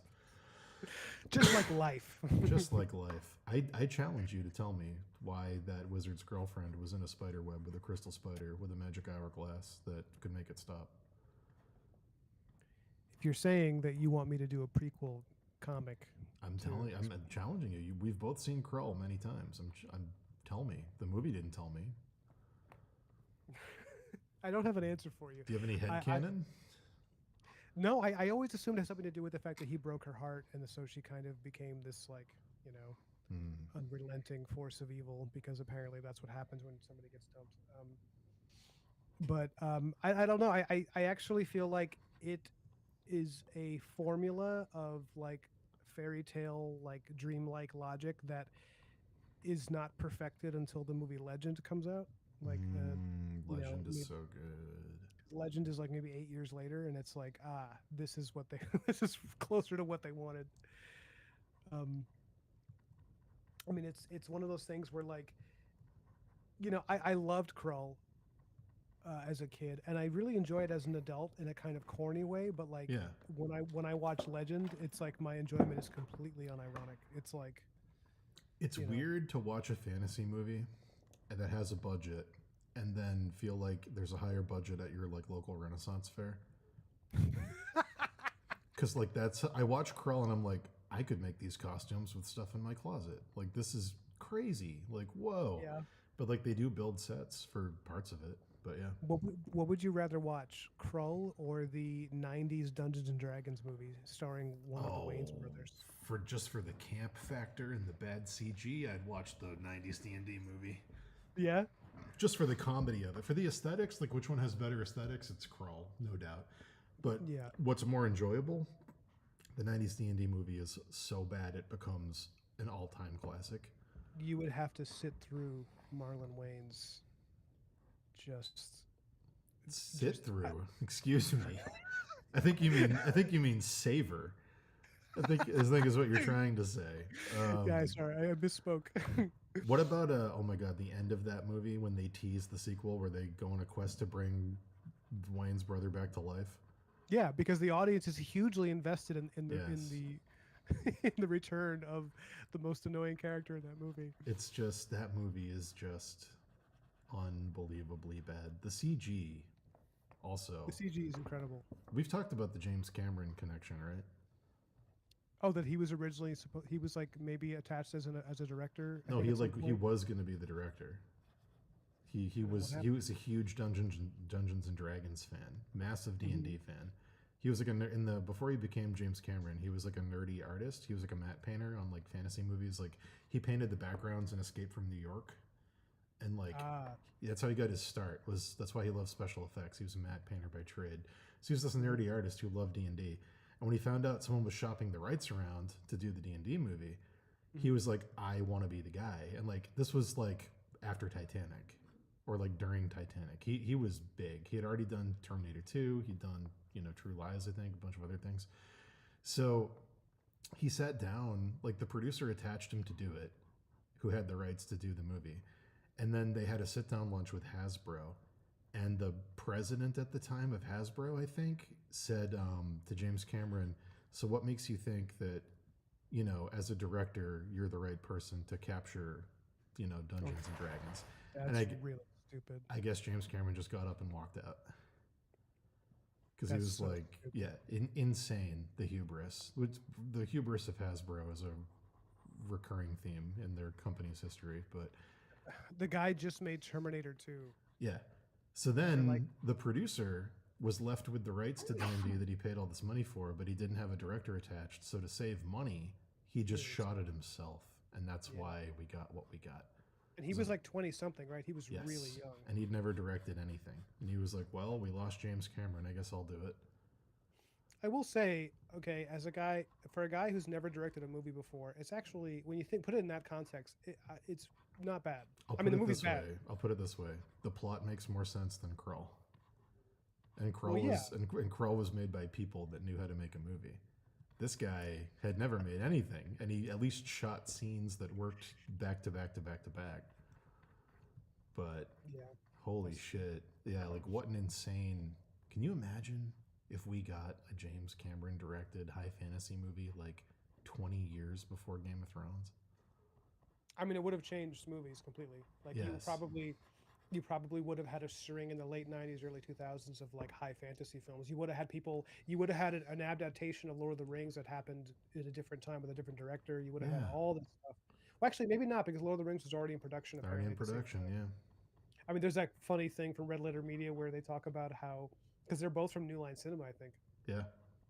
And so they talk about like if the director of D&D saw the dailies of Lord of the Rings like in the same building. It was just you ever hear that part? Very good. Where they're just like if he's making this shitty movie that he looks and he just sees like little clips from Lord of the Rings, he's like, I would like to hang The myself Battle now. of Helm's Deep happening. The showdown with the Balrogs happening on the monitor next to him. Yeah, right at the same time that he's filming that scene where he does the ear violation with the little worms. Oh, The guy. the best. they're like figuring out how to do Gollum with like Andy Serkis curled up in a ball doing insane gymnastics. Meanwhile, they're making the 3D beholders in the D&D movie, and you're like, oh no, Jeremy Irons in that movie yeah, Oscar-winning is a- performance. is a revelation. I don't care if that he didn't get an Oscar; it's an Oscar-winning performance. It's an Yeah. Oscar-deserving performance. Yeah, somebody should have given him a hot dog for sure. Blood will I assume rain that's from what the he's- sky. Blood will rain from the From the sky. skies. Yeah. He's like shaking. It's It's fucking incredible. amazing. And you can tell the minute this yelled cut, he probably cracked up. Like he knew he was just going for it. The you know? fucking treasure vault with the lich who's like, "You are looking for the magic, blah, blah, blah, blah, blah." That scene was so dope. It's so stupid and awesome. Yeah. And also like a thing when I saw that, even when I saw it as a kid, I was like, why are none of the other characters allowed to do anything except this guy Ridley? Mm-hmm. Remember the main character, the one who's like the generic kind Yeah. of. Literally every scene is just him doing stuff, and occasionally some of the other characters do it. So, and it's like, do they realize how badly they're screwing up the whole team dynamic of D&D? Like, Yeah, it's amazing. And at the end, when they're like, "You need to run through this dungeon to prove yourself because it's Dungeons and Dragons," I'm like, okay. All right. Okay. Which they then do again in Honor Among Thieves, which is wild that they did that plot beat. At the very end. did they? Yeah, at the very end of Honor Among Thieves, they were like, well, there weren't enough dungeons in this movie. So in the arena at the end, we're going to have a makeshift dungeon come up out of the floor of the arena, and it's going to be full of monsters and chests and items, and they're going to run through it, but it's going to be like a thing that changes in real time, like a living dungeon. It's like, really, we're doing this again? Wow. But who's the one who goes through it? Is it Chris Pine? It's the whole team. Oh, okay. And there's a rival team, which is that's like one of the only parts of the movie that I really like, is that scene, only because there's a rival team of adventurers that have cooler characters that we never get to meet. Like there's a really cool dwarf with like a crazy awesome beard, and he's like an old dwarf, he's like 80, and he's like this grizzled barbarian with this awesome design, and he like dies immediately in that scene. But it's like this other party looks cooler than the party we have as our main characters. Is that played as a joke, or like are they like? Is it like a Venture Brothers thing where you never see the coolest parts? All you see is the in between, or I think it's essentially like they were mad that Critical Role existed, and they were like, we're gonna do Critical Role but ourselves, which completely misses the point, because Critical Role is the people making it. It's not a thing. It's like lightning in a bottle. You can't redo it. But they took the wrong lessons from Critical Role, which is everybody needs to be funny, and everybody needs to roll charisma checks on everything, and we can't have archetypes. Everyone has to be funny all the time, quirky and funny. Everyone is quirky and funny, always. You can't have any serious characters, and if they are serious, the seriousness has to be played for comedy. It has to be Drax from Guardians taking everything literally. Everyone's got to tell jokes, or the joke is that they can't tell jokes. And isn't it so funny how funny our characters are? And it's like, no, it just gets so boring and grating. And by the end of it, you're just kind of wishing all of them would die. You're like, oh, please. Please open that mimic and please let it kill Chris Pine, please. Like, I don't need him to look at the camera and make a smug little Han Solo smile and say, well, that just happened. I don't need it. I don't need it again. But yeah, there's another party at that end scene. I think there's like 2 other parties that are full of really cool looking characters. The only reason I don't like the characters in that movie is you're adapting Forgotten Realms. You're doing D&D. And you have a team of what is essentially 5 normal looking human beings. You've got Wizard, who is just a kid, just a normal looking kid who's socially awkward and doesn't know how to talk to girls. Okay. Mm-hmm. You've got girl character who's just a normal looking girl. She's got some tiefling horns, I think, maybe, but she's just girl. Just looks like a human, and she's socially awkward and doesn't know how to talk to the guy. And then you've got barbarian lady who's socially awkward and doesn't know how to talk to people because she takes everything literally, like Drax, who just looks like a woman. You've got Chris Pine, who is the only one who's not socially awkward, but because no one gets his jokes, he goes full circle to becoming socially awkward. And he's just handsome man. And then you've got handsomer man, who is just a guy wearing armor. I think they say he's an elf, but he's just a guy wearing armor. And, he's so serious that it's socially awkward because he's Paladin, and that's your team. It's just 5 normal humans doing normal human stuff because Yeah. it might cost too much to make like a Gimli or something. Huge missed opportunity again. Yeah, really is Yeah, a I don't bummer. know. Well, the aversion to risk has become the biggest risk. Like it's like at this point, it's a bigger risk to make more generic crap because it just doesn't. It doesn't. I don't know. Maybe the movie did well, but I can't imagine they're putting many asses in the seats with this anymore. It did Like, not do well. I think it might have. Here's the real irony of that movie is it probably would have performed because it's not a terrible movie. I have gripes. I have gripes with it because I want D&D to be something it's not. But for what it is, a imitation of Critical Role, it was pretty good. And the movie itself isn't hard to watch. It's got some good art direction. It's got some, the script makes sense. It's got themes that you can attach yourself to. It's got stakes. But they decided to release it the same week as the Mario movie, which Mm. again, the hubris of Hasbro is like, the reason it bombed isn't because it was a bad movie. If they released it in January, it would have been great. Would have made all the money in the world, but they didn't do that. that's a shame. Yeah, because It's a shame because there's I mean, I don't know if there's any directors now.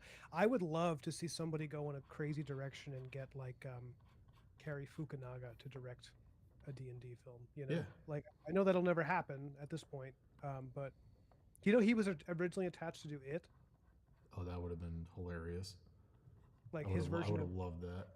Can you imagine how good he would have? I mean, he's Yeah. shown some of the concept art for what his version of Pennywise would have looked like. Yeah. Have you seen it? No. It's really interesting. He had a much different vision, and then I think I can't speak too intelligently about what it was, but I imagine based on some of the things they've hinted at that they had a direction they wanted to go in with the casting and everything, and he did not want to do that. Hmm. And which is a shame because you could have had a Cary Fukunaga Stephen King movie. That would have been so dope. It would have been incredible. I mean, like I'm rewatching True Detective season 1 now. I'm doing my annual rewatch. Oh, it's of it. great.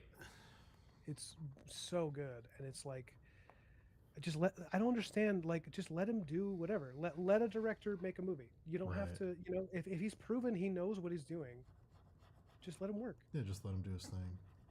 I don't know why they do this thing where they tried to like talk him off a ledge. I don't understand. I don't know Yeah, what I the don't problem. know. I don't get it. It's like, I don't know. The D&D thing is such a bummer because like the concept art for the movie is great. All the monsters look really good. The world building is good. Good villain. Really good setup for a trilogy. If they had done it, it would have been great. But yeah, the characters, the writing on the characters wasn't interesting enough, and they released it against probably the worst possible thing to ever release a movie against. But yeah, it's also I don't think they funny. realized. Oh, How, sorry, go ahead. No. You don't think they realized what? How I don't think they understood. It's like Hasbro must have understood that D&D was going to be a big thing, right? They must have known that. The whole point of them making that movie was because Critical Role made D&D explode in popularity in a way that they never thought was possible, and because of their contract with the open user agreement, they weren't able to reap the money from Critical Role. Critical Role was just printing cash, and Hasbro wasn't getting a cut of it. So they were like, okay, now that D&D is popular because someone else made it popular for us, now that Critical Role has made it interesting to the public again and not like a stigma, we have to cash in on this while it's hot. So they tried desperately to make a cinematic universe like Marvel, and really, really kind of attach themselves to the Guardians of the Galaxy formula of like, we're going to do a group of outlaws that are quirky and socially awkward and found family and all that stuff. And it could have worked. The movie that they put out, I think would have made a lot of money if they released it in January, but they decided to go up against Mario, which is also hilarious because it's 2 game-related properties that bombed in the 90s and tanked their respective IPs duking it out. And like, That is funny. it didn't do bad. It made like 600 million, but it cost over $1 billion to do with all the advertising, so it lost Wow. money. But like, yeah, Yeah, because I mean, you got to triple the budget to really like when they talk about the the budget to make a movie, you don't really get the full budget until you triple Yeah. it because I believe, right, because advertising is essentially I might have that backwards. It might have cost 350 and made it might have cost 350 and then Mhm. double it, so it's like 700, and then maybe it only made 300. But it's something like that where it that didn't sounds right. it didn't recoup its costs. Oh man, But what a disaster. I know it's fun. It's good stuff. It's a shame because like all these awesome people that love the IP did amazing work Mhm. on it. Like Wes Burt did a ton of concept art for it, and it all looks incredible. And like Yeah. I don't know, had good actors. The writing was not my favorite, but people like it. People like the quirky Guardian stuff nonstop. I get it. Do people like it though? I feel like I'm hearing more and more people be like, "Please deliver me from this. Like, I don't They want it anymore." they're starting to not like it now, but when that movie came out, it was still Guardians 3 hadn't come out yet. It was still hot, and Yeah. yeah, it was still a thing people liked. But like nobody wants the nobody wants the D&D universe that I want. Nobody wants it. I get it. I think I think a lot of people do. I just don't think um I don't think that that's known to the people that are making these things. I think that there's this misconception that people suffer from where they think, "Oh, we'll make it more accessible by making it less unique, like less Mm, weird and strange," when in reality that's the whole marketing you should be leaning into, you know? mm, Um I just don't I don't know. Yeah, like I said, the aversion to risk has become a huge risk. It's become like you know, yeah. a, so an IP sort of cannibalizing itself. Well, it's like There Will Be Blood, where it's like if you don't speculate, you never find new oil. You just keep tapping the oil you've already found until there's diminishing returns. At Yeah. some point, you have to get a Daniel Plainview in here to go dig up some new shit. You just have to. You just have to. You just have. It's a great movie. That's my favorite one of his movies. My God, it's a good Paul movie. Thomas Anderson. Because I rewatched Magnolia recently. Have you ever seen Magnolia? Oh yeah, I've seen Magnolia. I didn't really like it the second time I saw it. As an adult, I was like, this movie it lacks subtlety. It's a little too. Yeah, I like Tom Cruise's Unhinged. That's the one I'm thinking of, right? Yeah, that's Magnolia. I Yeah. like Tom Cruise's Unhinged performance, but as a movie, I don't think it's his strongest. Yeah, I mean, like the scene that always bothered me in Magnolia, many scenes that just feel like too implausible to Yeah. even be emotionally invested in. One of them was the scene where the kid who's at the game show for kids, Yes. where for like kids Jeopardy or whatever, and he gets nervous and he pees himself, and like the entire staff of the show, all these adults like don't know what to do. They're like, "Oh my god, he peed himself!" Like Yeah. they've been working with kids on this show for like 30 years. They say they've never had this happen. They don't have Yeah. a. It was so silly, and it was like it just felt like one of those like there's many scenes like that where I was like, I don't believe. Takes you out of it. Yeah, I was like, I don't believe the emotional. It's like you're just creating this just to. It's like it felt emotionally manipulative. Like you want to have the scene where the kid is embarrassed and shamed. But you got to earn it by Yeah. making things make sense. Um, yeah, but I do think Tom Cruise's performance is like the standout thing in that It's movie. fucking unbelievable how unhinged that performance is. Yeah, yeah. Uh, It's Tom Cruise by way of Nicolas Cage. Or Yes. Nicolas Cage by way of Tom Cruise. it's I guess. Tom Cruise by way of Nicolas Cage doing Andrew Tate. It's fucking nuts. It's insane, but yeah, I love it. It's so stupid and awesome and so memeable, which I don't see in much of it, but it should be. No, A bigger yeah. meme than it People is. use the Patrick Bateman meme for like hyper confident, Yes. cringy cool guys, but like where's the love for Tom Cruise with a man bun? I mean, come on, guys. Like, I miss that era of like the 80s were over, the 90s were over. Tom Cruise was already like, king of Scientology, and he was I miss the risky Tom Cruise where he would do a Magnolia or he would do a Tropic Thunder, and he would he would take on these roles that seemed like something he would never touch. I don't think he would ever do something like that now. But like, yeah, I miss because he's I enjoy occasionally watching a psychopath be a psychopath. And Tom Cruise is a psychopath. And sometimes the stuff he chooses to do is very entertaining. And I can watch it and go, that guy is fucking nuts, but this is very good. It's like the Mel Gibson conundrum. Where I'm Yeah. like, yeah, he's that's impressive. The guy's nuts, but damn, that's impressive. But yeah. I mean, you saw his interview on Rogan, right? I saw clips of him talking about the movie he's gonna make, but I didn't watch the episode. Yeah, he doesn't. I mean, I don't, I don't pretend to know these people, but like he doesn't. Mel Gibson doesn't read as insane, for me.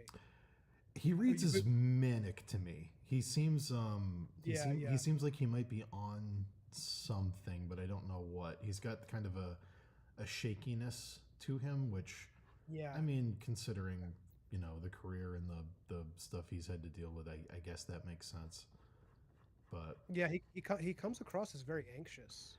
I don't think he ever really recovered from the anti-Semitism stuff and the alcoholism stuff. Yeah, I think he went from highest of highs to like he was like king of Hollywood in the '90s to anti-Semite alcoholic, and I don't think he was able to come to terms with those two things, essentially wiping out his entire career overnight. And I think he's become kind of a neurotic mess because he doesn't know how to process being so loved and so hated at the same time. yeah. It feels very that the whiplash from that probably is what did it. That's my guess, but I mean this is just me armchair psychoanalyzing. So No, yeah, I could see that. I mean, he didn't get the same like redemption that someone like Johnny Depp got, after the Amber Heard thing, where people were like, "Oh, that was yeah, not true. Okay, fine, you're fine."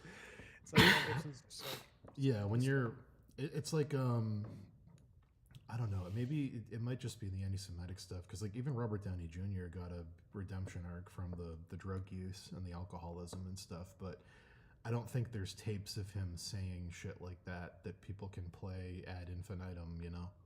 yeah, no, it's true. I mean, it's because people kind of they love a recovered addict. They love that because that's like Yes. that's because it's like a crime that didn't hurt anyone but yourself, and you recovered from hurting yourself. So it's like it has a kind of People love there's like recovery from substance, but when it goes into hating a class of people or a minority yeah, of people, I don't think people really ever forgive that. People will forgive yeah, drug use because you're like a victim, but when you cross over into the racist stuff or the sexist stuff, it comes off as you're now victim. You're no longer the victim, you're victimizing, and yeah. you can bend it around in your head where you go, well, maybe the racism stuff was because of their substance abuse and they're still a victim. But I don't think people give that much charity or grace to people once that line's crossed. They don't seem to, at least. Yeah, which is a But shame because I do think that alcohol can make people say disgusting things. oh yeah, Uh, for sure. Because like I mean I'm not a heavy drinker, but when I did drink, I remember saying things, not like horrible things, but things that were like, oh, that joke went too far. I should apologize to this person. Right. Like I'm gonna tell you a story real quick. Sure. This is back from my days as a boxer. Everybody get ready. Here Everybody we sit down go. on the rug. Grandpa's sundowning. Here he comes. Here it comes. Um, when this was after I was on a title card. I was not fighting for any title, but I was on a card with a few other guys from my gym, Hmm. and which means like you have like a card. For anyone who doesn't know, is like you have 4 or 5 night fights before the main event, and if you get to be on the card, it means that you're like one of the the fights that happened beforehand. And it was my third fight, which I won by decision, and another guy from my gym, who I was pretty good with. He was a nice guy. He was also fighting that night, but he oddly wore his contacts Oh. when he, which was like shocking because he's like, well, I can't wear glasses. It's like, yeah, but you probably shouldn't wear contacts. Someone's going to be punching you in the face. Yeah. So No. really bizarre decision. Never even knew that you could do that. He gets into the first round and he calls time and he's like, I can't see. And the ref is like, can you continue? And he's like, nah. And it was very embarrassing for him, obviously, that he's been building up to this and his family's there and everything. And he literally just was like, because one of his contacts is in, one was out, which can cause like some visual, whatever. Mhm. And at the time during the fight, afterwards he was so ashamed, and I went aside to the locker room, and I still have my bruises from my fight. But I'm like, hey, listen, no one's gonna remember this in like a year. It's fine. Don't worry. Like you fucked up. It was a dumb thing to do, but like at the same time, give a little while, and it'll be a joke that you tell people, and you'll be fine. Yeah. And I was like, if I were you, I would take a fight really soon so that you don't let this grow into like a cancerous anxiety lump, Yeah. and Yeah. instead you Yeah. just immediately reclaim yourself a little bit. And which I thought was good advice at the time, but then later we all went to a party. You know, after you get everyone releases the tension, they have a little house party. Everybody drinks. They have we some of us had our girlfriends over. It was just like a lot of people from this university, and I get drunker than and I don't like to drink very much, especially then I didn't. And I remember I blacked out. I don't remember what happened, but then the next day people were like, "Yo, you were so mean to him." And I was like, "What do you mean?" They were like, Oh "You were just no. you were making fun of him." And like they were like, "It was hilarious. You were saying funny things, but you could tell it was really hurting him." I was like, "What did I say?" They were like, "Oh, every time he would like look for his phone, you were like, 'Everybody stop. Steve lost a contact. He's looking for his contacts.'" And just like, mocking him about like, like if he everything he was doing, I was like, careful, careful. He's gonna get one round in and say he can't see, and like all this stuff, Oh no. which was so. And it's like that's not my personality. Like No, generally, not at like all. the idea of hurting someone's feelings, like is like I like to joke with people, but I like to make people feel okay about themselves. And apparently, I drank to the point where like I don't remember doing this at all, Dan. But I apparently was like picking on him essentially, like. Oh And the next no. day, and he was a good sport. The next day he's like, "Hey, listen, you were laying into me pretty hard last night. You were being kind of an asshole." And I was like, "I know, I heard about it. I'm so sorry." And he was like, "No, that's fine, whatever." It's just like, but I could tell that he was trying to like show, because men, there's a pressure to show that you're okay with it. Sure. um Yeah. because if you're, it's like you don't want to be weak or Show no something like that. weakness. Yep. Turn Yeah, it which into is a cancerous ball of resent in your stomach until it kills you. which which Yeah. a year later, I messaged him and I was like, if you're still pissed about that night, you can tell me. And he was like, I don't really think about it that much anymore. But he's like, at the time, that really hurt my feelings. Mm. and I, and that was the last time I ever let myself. He Don Drapered you. Yeah. I don't even think about you. He did it. Oh Yeah. Where he's like, man. I feel sorry for you, Draper. He's like, I don't think about you at all. I don't think about you at all. Yeah, that's wow, that's great. But you know what though? He never ever. This is to his credit as a guy. He never ever did any passive aggressive shit years later to like let me know that like when I apologized, he fully accepted it. And I Mm. told him like I just never want to drink like that again because I don't even remember saying that stuff. It Yeah, feels I like it get was just that. someone else. Yeah, I But get yeah. that. And he was That's he was a good man about it. He was like, "Oh, listen, it was a joke. I get it. It did hurt my feelings, but it's over. yeah. Yada yada." Yeah, So I can imagine. I mean, I can imagine what happened with Mel Gibson leading him to a place where he's living that kind of anxiety every day for 20 years, you know? And yeah, like, what does that do to you? Like, yeah, he's still at fault for saying the stuff, but like, yikes. Like, of course he's going to have anxiety issues. what does that do to you? Yeah. Yeah, That's he does come insane. across as a little anxious. He didn't come across as like nuts. He came across as someone who was like, yeah, like nervous. Like when he Yeah. speaks very quickly and very quietly, like he's very like whispery kind of. Yeah, it came off almost like, have you ever been in the room with somebody and you're like, they're on like uppers? Yeah, And you're like, oh, this person probably does meth or something like that, where it's like, oh, it's jittery and a little paranoid, and they don't really know how to regulate their voice, and there's a lot of tics going on in their face, and you're like, okay, this is they're going through something or they're on something to deal with something like this. There's something going on, do you but think he did it to wean himself off of the drinking? That he started a pill thing, or like a I think he's probably self medicating in a bunch of different ways. It could be a legit medication he got, but I think probably going out on a massive, because even when he's like accepting awards for stuff, I've noticed there's a few of those ticks. Like you could see it like when Ricky Gervais would roast him a few years ago when he was doing the Oscar stuff. Like there's something I just don't think he's ever going to come back from the humiliation of that time period for him. But yeah, I don't know. I don't know if he's ever going to be able to, because that was like he went from like highest high to lowest low, yeah.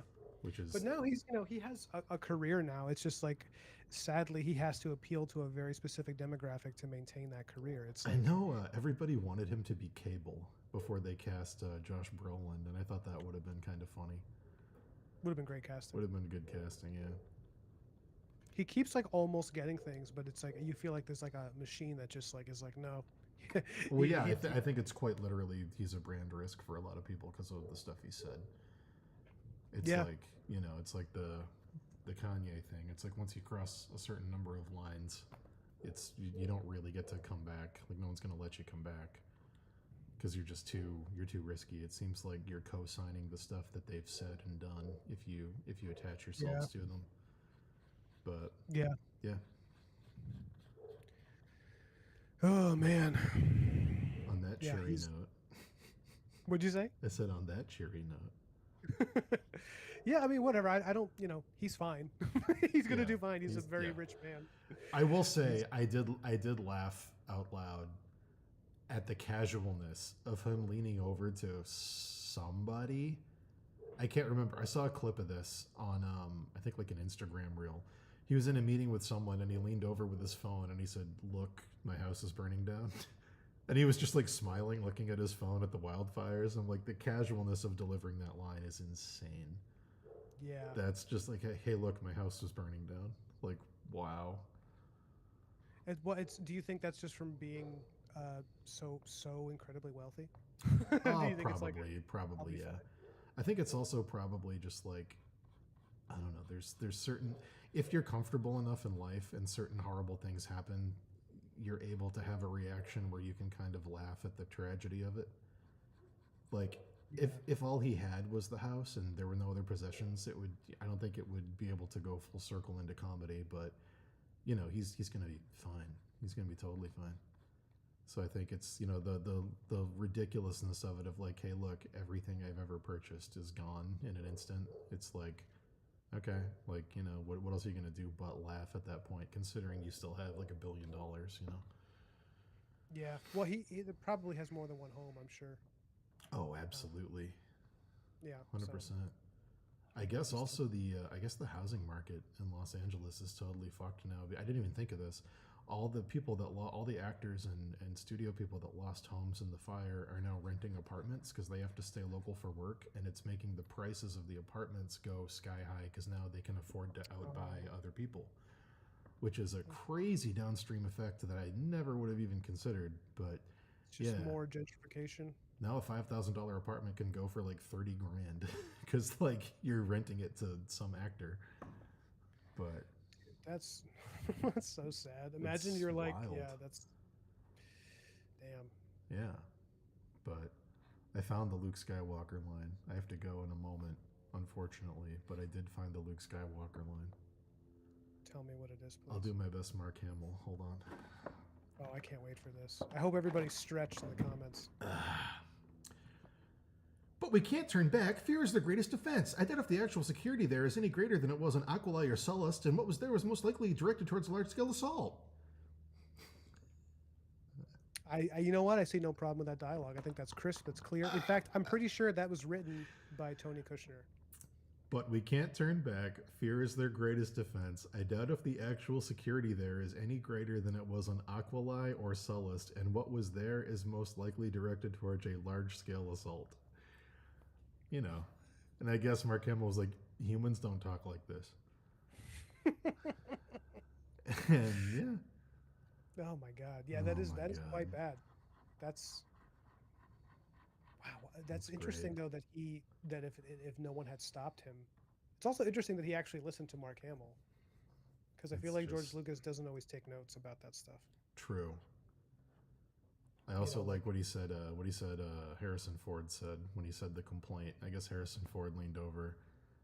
Well, I guess Mark Hamill was like, "People don't talk like this. I can't do this dialogue." And I guess Harrison Ford said, "Kid, this isn't that kind of movie."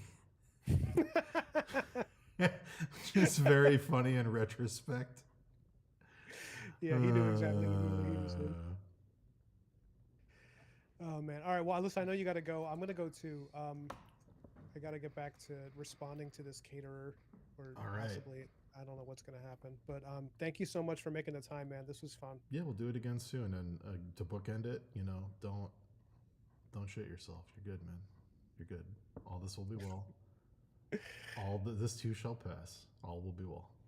It's funny how Dan says, "Don't shit yourself," as if I haven't been shitting myself this entire time. Oh my God. It's been fun. Goodbye, everybody. Goodbye, Ryan. We'll do this again Later, soon. guys. Bye, Dan. Bye. Let me find where are you in my list of things to open and close. Where could you be? Oh, there you are. All right. Love you, buddy. Love you too, man. Bye.